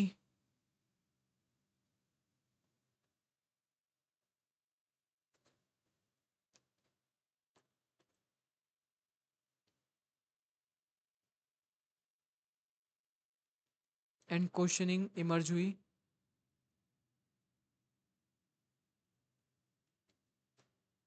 इसके अलावा साइंटिफिक रिवॉल्यूशन आया। और साइंटिफिक रिवॉल्यूशन क्या है भाई, आपको फोर्थ सेमेस्टर में पढ़ने को मिलेगा, पूरे का पूरा अलग ही क्वेश्चन। एक अलग क्वेश्चन आता है साइंटिफिक रिवॉल्यूशन से। और जो यहाँ पे इम्पैक्ट है ना, वही आपको फोर्थ सेमेस्टर का सिलेबस है, सच्ची बताऊँ तो। इससे है हमारा रिफॉर्मेशन। रिफॉर्मेशन पढ़ा था, नहीं पढ़ा था अभी? अब तो लग रहा है भैया कुछ कुछ पढ़ा पढ़ा सा लग रहा है, कुछ ना कुछ। जिसमें कि चर्च, नॉट, अरे यार, क्रिटिसाइज्ड हुआ था इधर इसमें।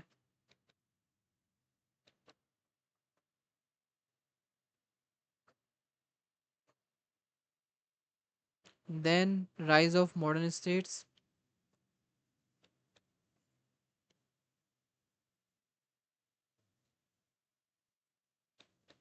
ये भी आपको उसमें आएगा फोर्थ सेमेस्टर के last unit. Then long term जो था हमारा इम्पैक्ट, वो था हमारा इनलाइटनमेंट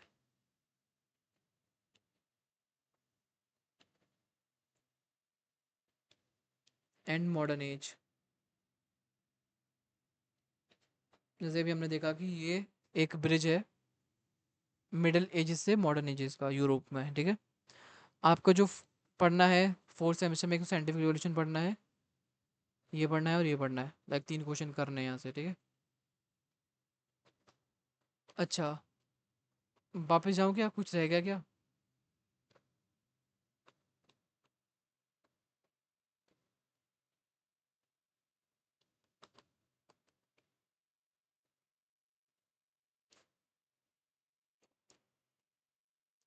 एक सेकेंड भैया, बर्थ प्लेस से दोबारा बता दो एक बार। ठीक है, बता रहा हूँ, एक सेकेंड।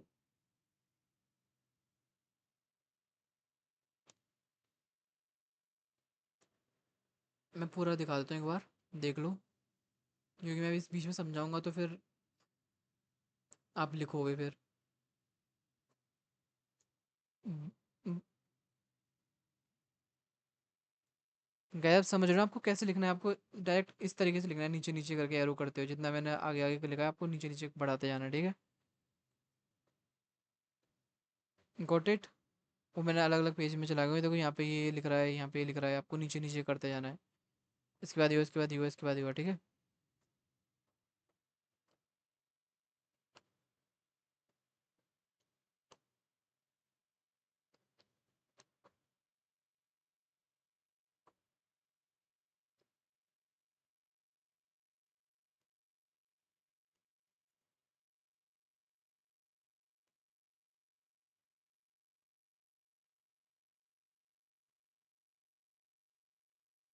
बर्थ प्लेस पे आगे ये है, focus on man not humanism का आइडिया है।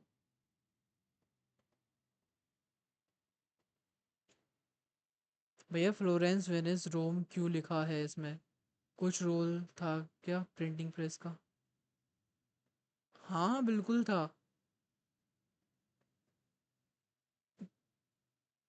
क्वेश्चन क्या है भैया? फ्लोरेंस वेनिस रोम क्यों लिखा है इसमें?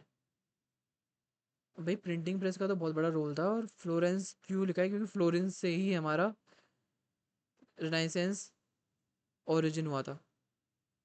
नहीं लिख ही रहा है यहाँ पे वर्थ प्लेस, तो वो तो बहुत ज़रूरी हो जाता है।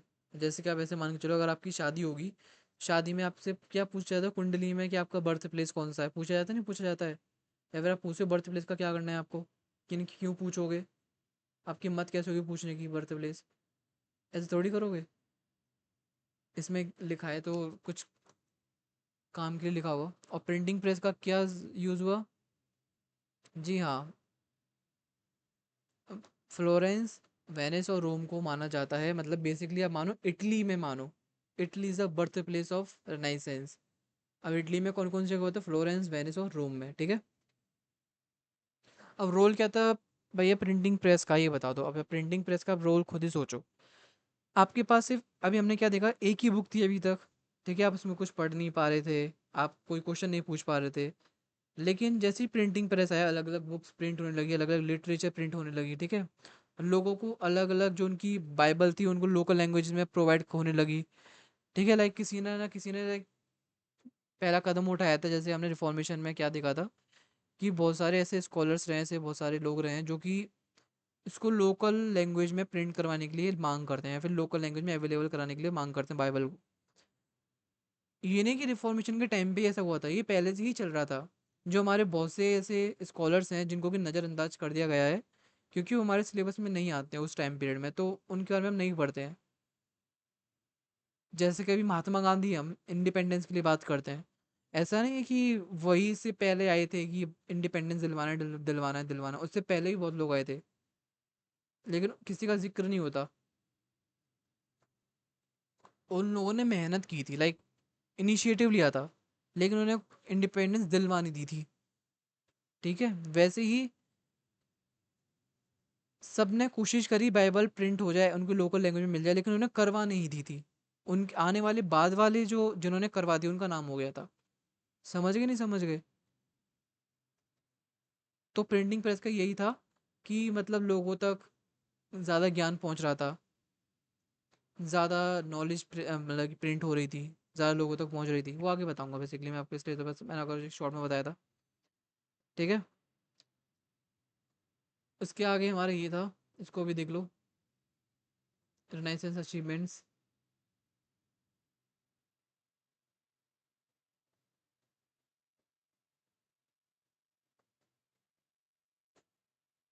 हो गया? नेक्स्ट देख लो जल्दी से। आई होप हो गया होगा। अब मैं स्टार्ट कर रहा हूँ समझाना, ठीक है? समझना अब।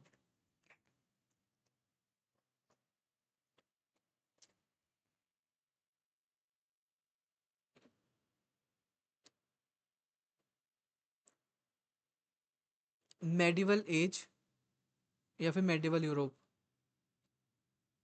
सबसे पहले समझते हैं कि रेनेसेंस शुरू होने से पहले यूरोप कैसा था। ये टाइम मिडिल एज यानी मिडिवल पीरियड था।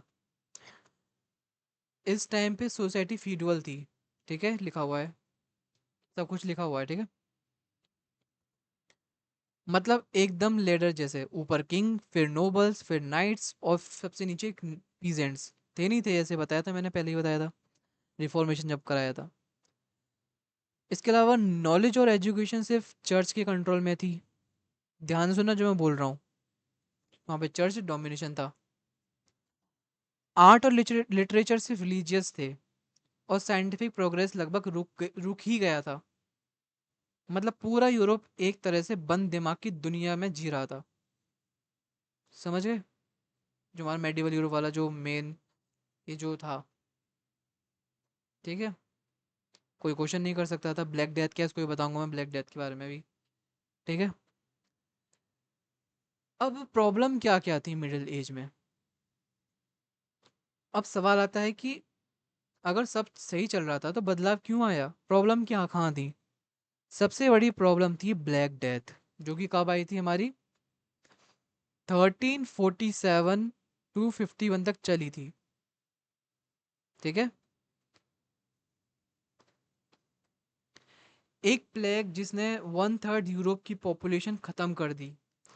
लोगों का फेथ चर्च पे से खत्म होने लगा, क्योंकि भाई सीधी सी बात है, अब भगवान से चर्च से क्यों खत्म हो रहा है, क्योंकि भगवान आपकी बात ही नहीं सुन रहे। अगर आपकी तबीयत इतनी खराब हो रही है, आप डॉक्टर को ना दिखा के आप अगर भगवान से प्रार्थना ना करोगे उस टाइम पे, लाइक चर्च पे बेसिकली चर्च से प्रार्थना करोगे कि इसको ठीक कर दो, इसको ठीक कर दो, इसको ठीक कर दो, हो जाएगा। उसको दवाई दिलाओ जब तो ठीक होगा वो। लेकिन उस टाइम पे इतनी नॉलेज थी नहीं कि भाई मेडिसिन वगैरह होता है, ऐसा कुछ होता है फिर नहीं होता है, ठीक है। तो उस टाइम पे लोगों का फेथ चर्च पे कम हो गया था, क्योंकि प्रेयर से कुछ नहीं हो रहा था। फ्यूडल सिस्टम ब्रेक डाउन होने लगा, ट्रेडर्स और टाउन बढ़ने लगे, ठीक है। और क्रूसेड्स के टाइम पर यूरोप का कंटेंट कांटेक्ट जो हुआ था हमारे मुस्लिम वर्ल्ड से हुआ, जहाँ से उनको नए मेडिसिन, मैथ्स, एस्ट्रोनॉमी और फिलोसफी के आइडियाज़ मिले। जैसे कि आपको मैंने लास्ट क्लास में बताया था थर्सडे को, कि जो हमारा पर्शिया है, पर्शिया, उसको हम मानते हैं सेंटर ऑफ नॉलेज। जैसे हम आज के टाइम पे वेस्ट को मानते हैं ना, हर चीज़ का ओरिजिनेटर, जहाँ से ओरिजिन हो रही है सब वेस्ट से हो रहा है, वैसे पहले पहले के टाइम पे पर्शिया को माना करते थे, ठीक है। मतलब यहाँ से ही फिलोसफी के आइडियाज़, एस्ट्रोनॉमी के आइडियाज़, मैथमेटिक्स के आइडियाज़, मेडिसिन के आइडियाज़ आ रहे थे मुस्लिम वर्ल्ड से, ठीक। मतलब यूरोप ने पहली बार रियलाइज़ किया कि दुनिया बहुत बड़ी है और नए आइडियाज़ पॉसिबल हैं यहाँ पर। अब कुछ फैक्टर्स आए, फैक्टर्स फॉर चेंज। क्या क्या फैक्टर्स रहे वो, इतना समझ में आ गया, पहले ये बताओ।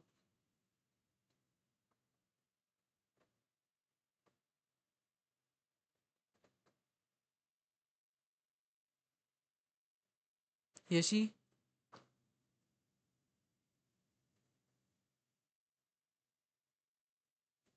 ठीक है। एंशियंट इंडिया से तो बोरिंग नहीं लग रहा होगा ये, लग रहा है।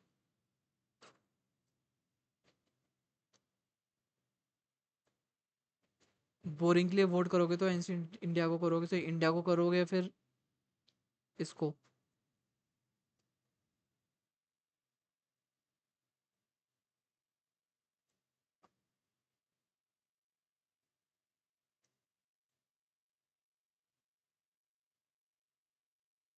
हाँ हाँ हाँ हाँ, इंडिया जी, इंडिया बिल्कुल,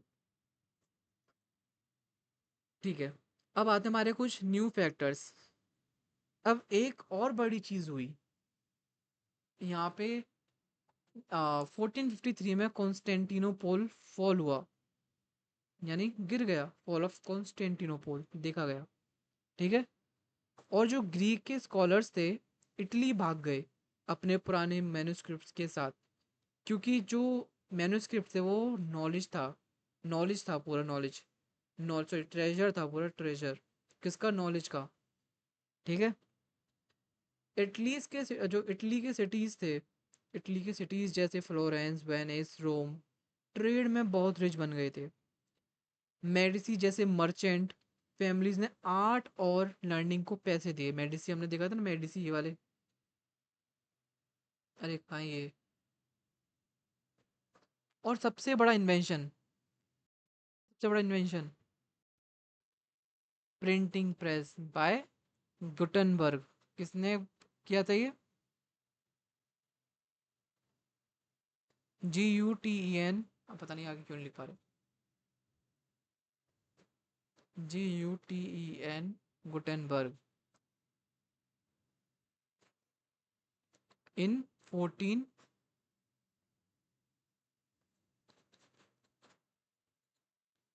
इधर इंक खत्म हो गई क्या?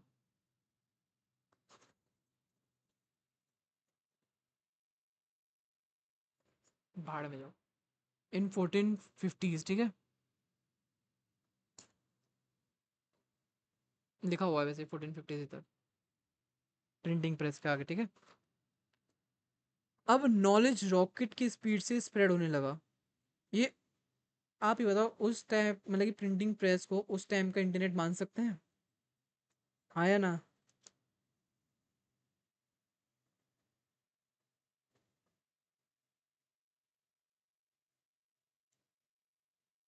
बताओ, प्रिंटिंग प्रेस को आज के टाइम का इंटरनेट मान सकते हैं उस टाइम में? बिल्कुल मान सकते हैं। हम्म। आप इस तरीके से ही मान लो, ये उस जमाने का इंटरनेट था कि वही चीज़ अवेलेबल करवा रहा था, ठीक है। अब बर्थ प्लेस इटली। रिनाइसेंस सबसे पहले इटली में स्टार्ट हुआ। क्योंकि वहाँ क्यों हुआ? क्योंकि वहाँ पैसा था। जैसे अभी हमने ऊपर क्या देखा, अभी मैंने क्या बोला था अभी, रोम में जो रोम की जो इटली की जो सिटीज थे जैसे फ्लोरेंस, वेनिस और रोम बहुत रिच बन गए थे। बोला था नहीं बोला था अभी? वो वाकई में रिच हो गए थे। तो इटली में सबसे पहले स्टार्ट हुआ क्योंकि यहाँ पर बहुत पैसा था। पुराने रोमन रूइंस थे यहाँ पर। और एकदम कॉम्पिटिटिव सिटी स्टेट था ये। हर सिटी स्टेट चाहता है कि उनके आर्टिस्ट और आर्किटेक्ट्स सबसे बेस्ट हो। चाहता है नहीं चाहता है? बिल्कुल चाहता है।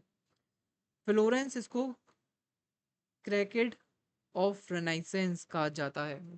फ्लोरेंस में इसको क्या बोला जाता है? यहाँ पे लिख देता हूँ, एक सेकंड।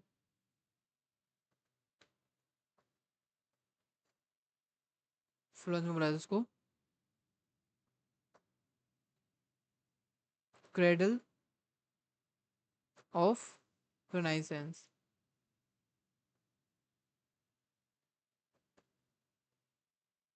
ठीक है। किसको? रेनाइसेंस को, ठीक है। रेनाइसेंस को उसका पूरा नाम है क्रेडल ऑफ रेनाइसेंस, फ्लोरेंस को बोलता है। मेडिसी फैमिली ने प्रिंटर्स, पेंटर्स जो हुआ करते थे, राइटर्स जो हुआ करते थे, और साइंटिस्ट को स्पॉन्सर किया। स्पॉन्सर समझ रहे हो? उनको खरीदा। खरीदा मतलब उनको पैसे दिए जिससे कि उनके लिए काम करें। मतलब इटली एकदम परफेक्ट ग्राउंड था एक नई सोच के लिए, ठीक है। अब एक नया आइडिया आ गया निकल के। वो क्या था? ह्यूमनिज्म। ह्यूमनिज्म रेनाइसेंस का दिल था। दिल होता है ना, दिल। जैसे कि दिल एक इम्पोर्टेंट पार्ट होता है बॉडी का, वैसे ही एक ह्यूमनिज्म बहुत इंपॉर्टेंट पार्ट था रेनाइसेंस का। ह्यूमनिज्म का मतलब इंसान और उसकी लाइफ इंपॉर्टेंट है, सिर्फ हेवन के लिए जीना नहीं है मेन पर्पस। ह्यूमनिस्ट्स कहते हैं कि नॉलेज, आर्ट, लिटरेचर और साइंस में सीखना भी उतना ही ज़रूरी है जितना, मतलब जो आप लोग सोचते हो ना आफ्टर लाइफ, उससे ज़्यादा ही ज़रूरी है नॉलेज ऑफ आर्ट, लिटरेचर और साइंस।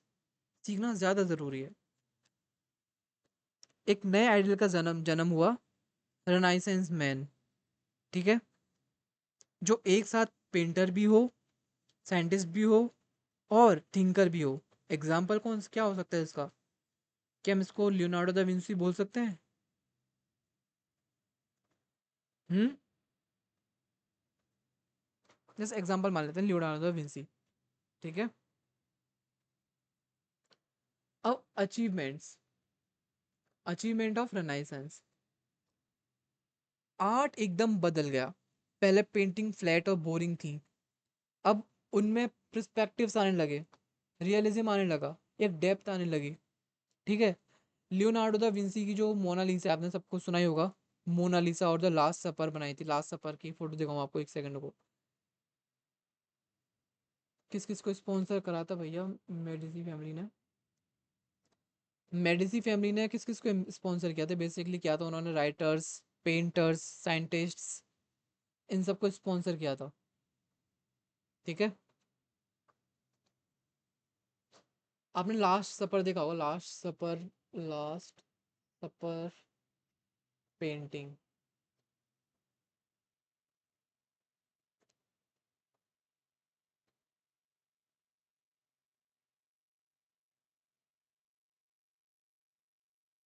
देखो ये थी इमेज, लास्ट सपर। अब इसका क्या था, एक बार फोटो देख लो आप। इसको हम ना कल डिस्कस करते हैं इस इमेज को, लेकिन जो भी मैंने यहाँ पे लिखवाया पहले उसको डिस्कस कर लेते हैं, ठीक है। दिख रहा है आपको? लास्ट कुछ सफर कर रहे हैं अब कैसा सफर है पता नहीं, देखो अब दिख रहा होगा, क्लियर है ना? सब सफर कर रहे हैं, लेकिन खाना खा रहे हैं, ऐसे मान के चलो। ठीक है, अब तो खाना खा रहे हैं, तो इनको खाना खाने देते हैं, फिर इनकी ये खाना खा लेंगे, कल बात करेंगे इनकी। लेकिन जो हम आज हमारा टॉपिक है उसको कंप्लीट करते हैं, थोड़ा बहुत डिटेल में हम कल जानेंगे। अरे एक सेकंड रुको यार, क्या हो गया ये?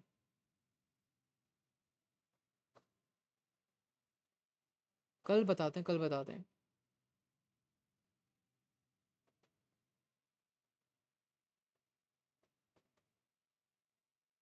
इसकी इमेज के बारे में डिस्कस करेंगे कल। हाँ, मोनालिसा की इमेज के बारे में डिस्कस करेंगे। ठीक है। दो तीन चीज़ के बारे में डिस्कस करेंगे कल, क्योंकि आज तो कैसा हो सकता है भाई 1 घंटे में टॉपिक क्लियर कंप्लीट? जैसे आज आपको इसका इंट्रोडक्शन दिया है मैंने, इंट्रोडक्शन। ठीक है। जैसे कि मैंने रिफॉर्मेशन का दिया था इंट्रोडक्शन, दिया था नहीं दिया था वैसे ही। कहाँ पे था मैं? जैसे कि लियोनार्डो दा विंसी ने मोनालिसा बनाई थी, लास्ट पर बनाई थी, है ना? एक हमारे आते हैं कौन, माइकल एंगलो ने एक डेविड की स्टैचू और सिस्टाइन चैपल की सीलिंग पेंट किया। अब गाइस इन सब के नाम आपने वो नोट कर लिए होंगे, किए होंगे ना, किए होंगे नोट? अरे क्या हो गया, इन सब के नाम नोट किए होंगे। इनका जो कॉन्ट्रीब्यूशंस है इन सब के, उन सब के बारे में लाइक, ये नहीं कह रहा कि पढ़ के आना है आपको पूरा पूरा, जैसे गूगल करना है, उसके फोटोज वोटोज देख के आने थोड़े बहुत, ठीक है। जिससे कि आपको आइडिया हो जाएगा कैसी चैपल का सीलिंग पेंट किया, कैसे स्टैचू बनाए थे डेविड की, है ना? सारी चीज़। रेपल ने स्कूल ऑफ एथेंस बनाई। ठीक है। जिसमें पूरा फिलोसफर को दिखाया, फिलोसफर्स को दिखाया गया है। लिटरेचर में क्या अचीवमेंट्स रहा, लिटरेचर ऑफ लैटिन से निकलकर लोकल लैंग्वेज में आने लगा। डेंटे ने डिवाइन कॉमेडी लिखी। पेट्रियार्क को फादर ऑफ ह्यूमनिज्म कहा गया। पेट्रियार्क ये हैं जो, ठीक है। क्या हो गया, मैं कान बज रहे हैं। मैकियावेली ने द प्रिंस लिखा, जिसमें कहा कि पॉलिटिक्स में मोरल वैल्यूज की जगह प्रैक्टिकली इम्पोर्टेंट है। क्या मतलब? जो मैकियावेली थे, इन्होंने एक बुक लिखी थी जो थी हमारी क्या, द प्रिंस। द प्रिंस थी, द प्रिंस उधर लिखना था लेकिन उधर लिख नहीं पा रहा।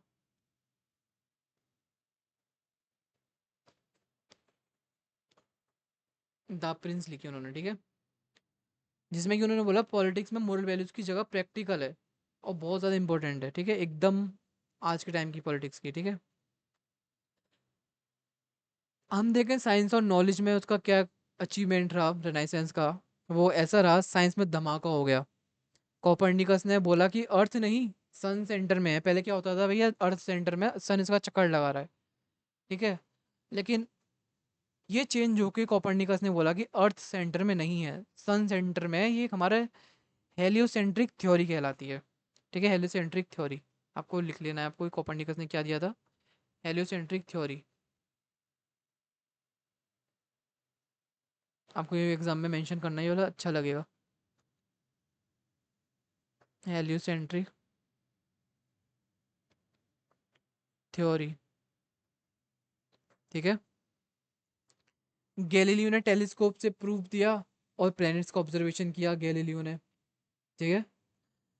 और गाइस एक चीज़ बताऊं मैं आपको, आप इन सब की ना एनिमेटेड वीडियोस देखना, तो आपको बहुत ज़्यादा लाइक ऐसा लगेगा कि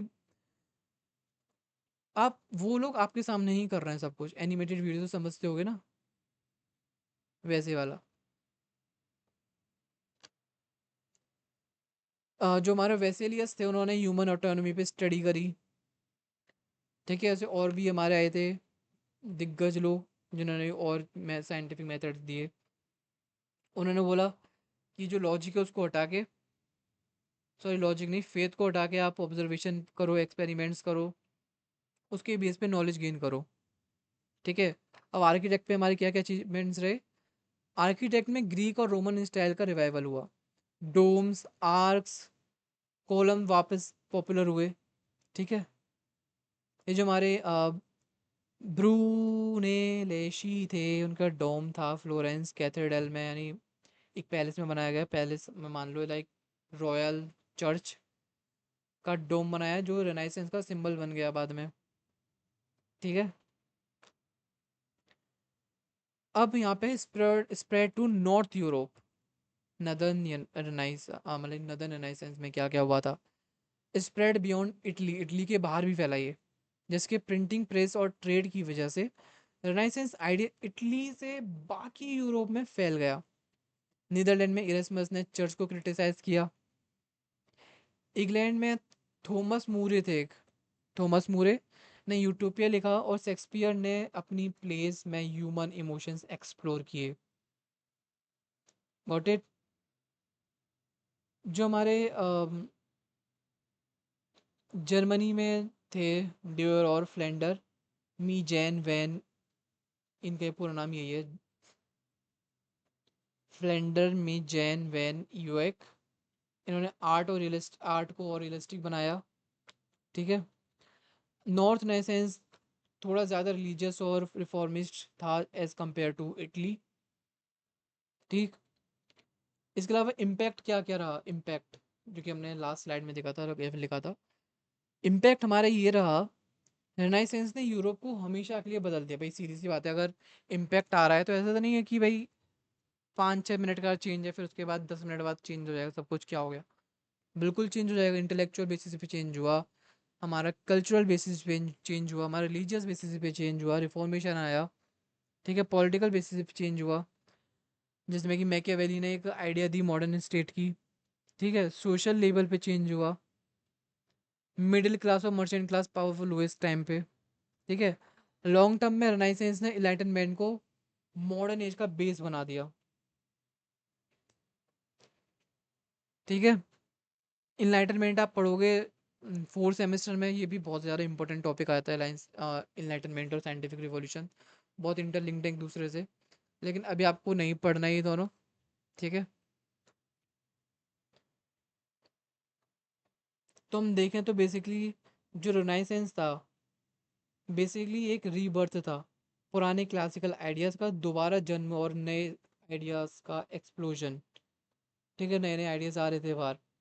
ये एक ब्रिज था किसका, मॉडर्न, सॉरी जो हमारा मिडिल एजेस था, मिडिल एज ऑफ यूरोप का मॉडर्न एज ऑफ यूरोप तक। ठीक है। और आप एक चीज़ सोचो, अगर उस टाइम पे रेनाइसा या फिर रेनिसेंस नहीं होता तो क्या आज के टाइम पर हम लोग इतने मॉडर्न हो पाते, या फिर हम इतनी मॉडर्न साइंस और डेमोक्रेसी तक पहुंच पाते। इसी क्वेश्चन के साथ कंप्लीट कर देंगे आज की क्लास। हाँ यूट्यूब पर अवेलेबल होगा एनिमेटेड वीडियोस, बट वो इंग्लिश में अवेलेबल होगा बिल्कुल।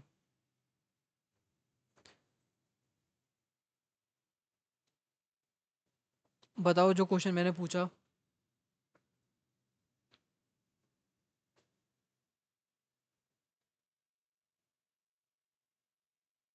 अगर रेनाइसेंस उस टाइम पर नहीं हुआ होता तो क्या पॉसिबल होता कि आज के टाइम पे हम इतने मॉडर्न साइंस और डेमोक्रेसी तक पहुंच पाते। यस और नो? बिल्कुल, क्योंकि रिनाइसेंस ने ही बिल्कुल चेंज कर दिया था, सब कुछ चेंज कर दिया था, हर तरीके से चेंज कर दिया था यूरोप को। ठीक है, लेकिन जो यूरोप के लोग आए बाद में अलग अलग जगह, उनका इम्पेक्ट पड़ा अलग अलग जगहों पे। ठीक है, और उसको आप कनेक्ट कर सकते हो, जैसे जैसे कि देखो, इंडिया में लोग थे लेकिन बाहर से भी आए थे इंडिया में लोग, बाहर का कल्चर आया, एक्सप्लोजन हो गया यहाँ पे कल्चर का, अलग अलग कल्चर मानने लगे। अब यहाँ पे लोग साड़ी पहनना भूल गए हैं, शॉर्ट्स पहनने लग गए हैं। ठीक है, ये किसका पार्ट है? ये भी उसी का ही पार्ट है। एनीवेज गाइस, मैं आपको चोला वाली अभी पीडीएफ प्रोवाइड कर दूंगा मीटिंग ख़त्म होने के थोड़ी देर बाद। ठीक है,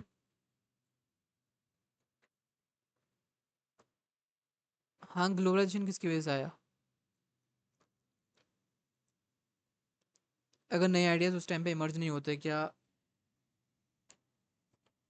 बताओ बताओ। ठीक है, तुम्हारा क्वेश्चन भी ग्लोबलाइजेशन के थ्रू आए, कपड़े वपड़े, लेकिन ग्लोबलाइजेशन किसकी वजह से आया ये भी तो बताओ। हम्म। चलो गाइस, ठीक है, समझ में आया आपको आज की क्लास? रिनाइसेंस, थोड़ा बहुत इंट्रोडक्शन। हाँ बताओ मुस्कान।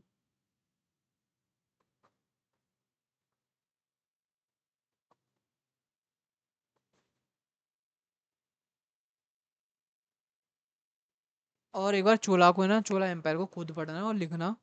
ठीक है, वो भी आपको बहुत अच्छे से समझ में आएगा।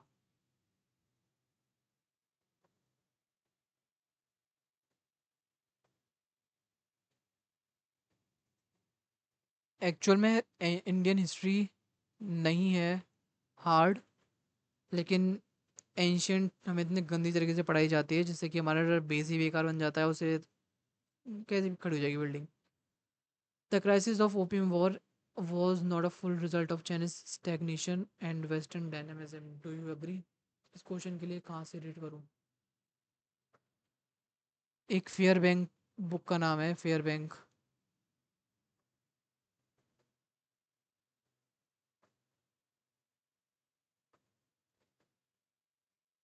फेयर बैंक करके एक बुक है, उसको देखो। और नहीं, ये तो एक चीज़ बताऊँ आपको, बहुत बढ़िया चीज़, ओपीएम वहाँ पे नोट्स हैं लेकिन पूरे नहीं हैं। जो आपने सिलेबस देखते हो, सिलेबस के नीचे बहुत सारी बुक सजेशंस होती हैं, वो अलग अलग टॉपिक को सजेस्ट करती हैं, किस बुक से ये वाला पढ़ो, इस बुक से ये वाला पढ़ो। एक बार उसको चेक करो,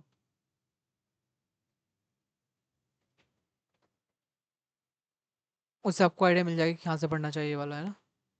क्योंकि इतनी 50 बुक है, इतनी 50 बुक है कि सबके 50 के 50 नाम नहीं ले सकते, और वहाँ पे पर्टिकुलर बुक मेंशन की गई है कि ये वाली बुक यहाँ से पढ़ोगे तो ठीक रहेगा, ये वाला टॉपिक। ठीक है,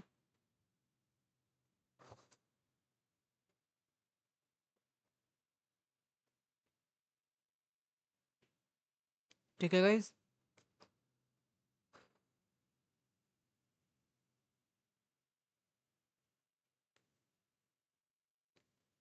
एकेडमिक बुक या आर्टिकल रीड करने को बोला है।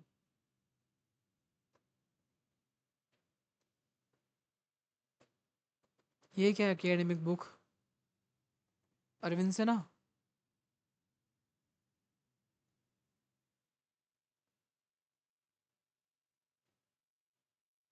एकेडमिक बुक यही है ना, अरविंद से ना? या कोई और सी है? हाँ हाँ, चैप्टर 16 होगा, ओपियम वॉर से, है ना?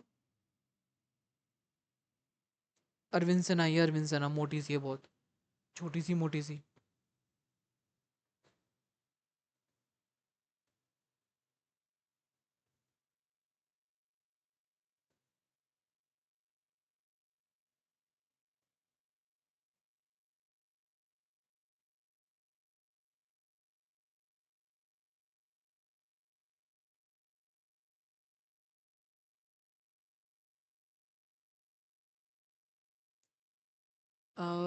हमें मैं तो पता नहीं कौन सी बता रही है, तो बोला प्रेजेंटेशन करनी है। बुक, बुक ठीक है, आर्टिकल कहाँ से जोड़ोगे? बुक बुक ठीक है, बुक अरविंद सिन्हा की बुक ठीक है। नहीं तो एक बुक आती है पूरे इसी नाम से, राइज ऑफ मॉडर्न वेस्ट के नाम से ही, वो आपको पूरे सेकंड ईयर बहुत हेल्पफुल रहेगी। वो लाइब्रेरी में अवेलेबल रहती हैं, अगर आप देखोगे राइज ऑफ मॉडर्न वेस्ट के नाम से ही आती है, येलो कलर की बुक होती है। और उसका राइटर कौन है? राइटर तो राइटर राइटर राइटर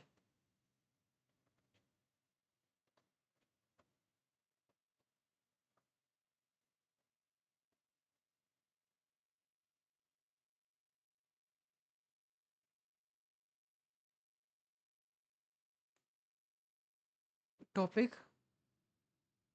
अच्छा, राइज ऑफ मॉडर्न वेस्ट का टॉपिक कौन सा सही रहेगा? रिफॉर्मेशन अच्छा रहेगा, रिफॉर्मेशन। रेनिसा। अच्छे टॉपिक्स हैं ये, समझ सकते हो।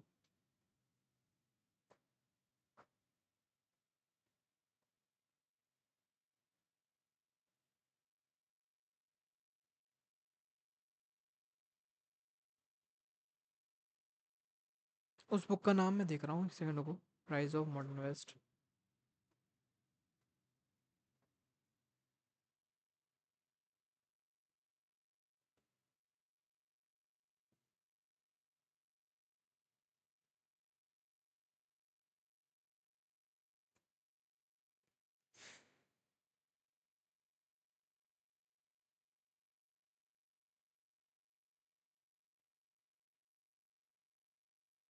पता नहीं फाइल कहाँ गई वाली।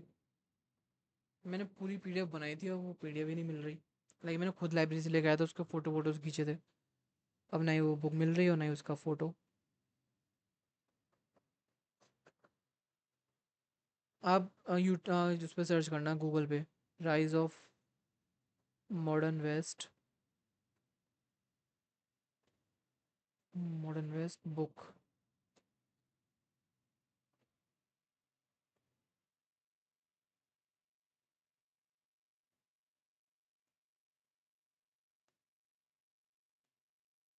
आई गेस उसके ये है, जो राइटर है, जितना मेरे को लगता है।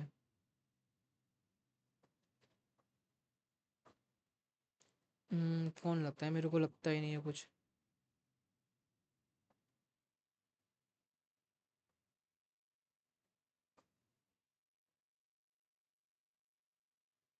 मीनाक्षी फूकन फूकन करके है कुछ। नहीं नहीं नहीं नहीं, बताता हूँ बताता हूँ। श्रीकांत पॉल, उसका नाम है श्रीकांत पॉल। देखो मैं आपको फोटो भेज देता हूँ।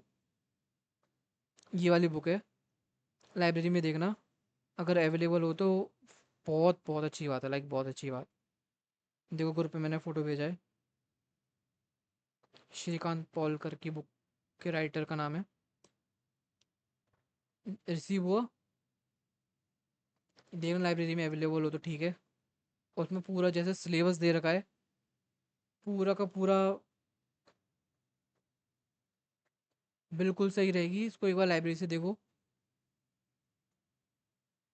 पूरे का पूरा सिलेबस में दे रखा है, जैसे कि मैंने आपको हिस्ट्री ऑफ इंडिया के लिए बताई थी।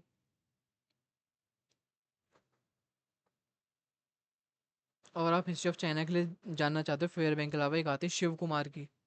वो इंडियन राइटर है और सही लैंग्वेज में लिखी है उन्होंने, ज़्यादा हार्ड लैंग्वेज नहीं है। शिव कुमार। सेम बुक आती है हिस्ट्री ऑफ जापान की, वो भी। एक और आती है के टी एस सराव की, के टी एस करके नाम है, क्या नाम है? के टी एस।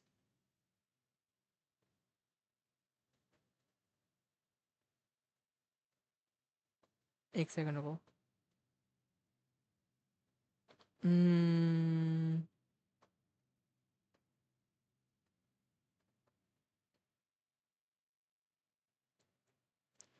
अब देखो बुक का नाम तो चाइना वाले का नहीं पता, लेकिन उसका ये राइटर का नाम शिव कुमार है। और चाइना वाले के एक और राइटर का नाम है, बता देता हूँ वो मैं। के टी एस सराओ। के टी एस, कैपिटल में K T S, S A R A O. ये आपको हिंदी में भी अवेलेबल रहती है, इंग्लिश में भी अवेलेबल रहती है, चाइना की भी सेम रहती है और जापान की भी सेम रहती है। मतलब ऐसी नहीं कि दोनों का एक में होगा, नहीं, जापान की अलग बुक होती है, चाइना की अलग बुक रहती है।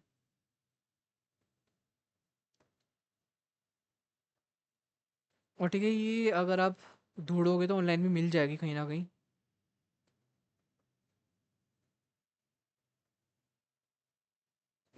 थी तो मेरे पास, लेकिन डिलीट हो गई मेरे पास से।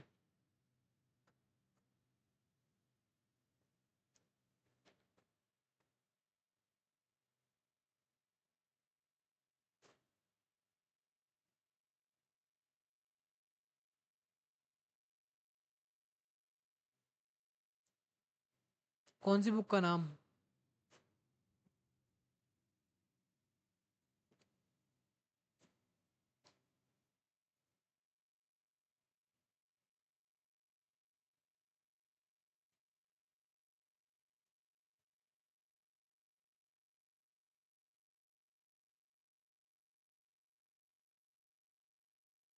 और कोई बात?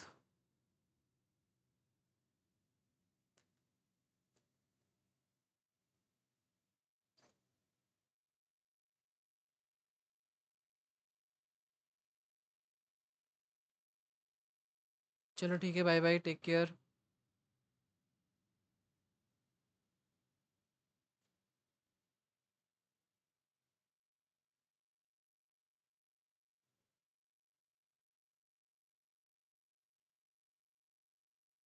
Welcome welcome, bye.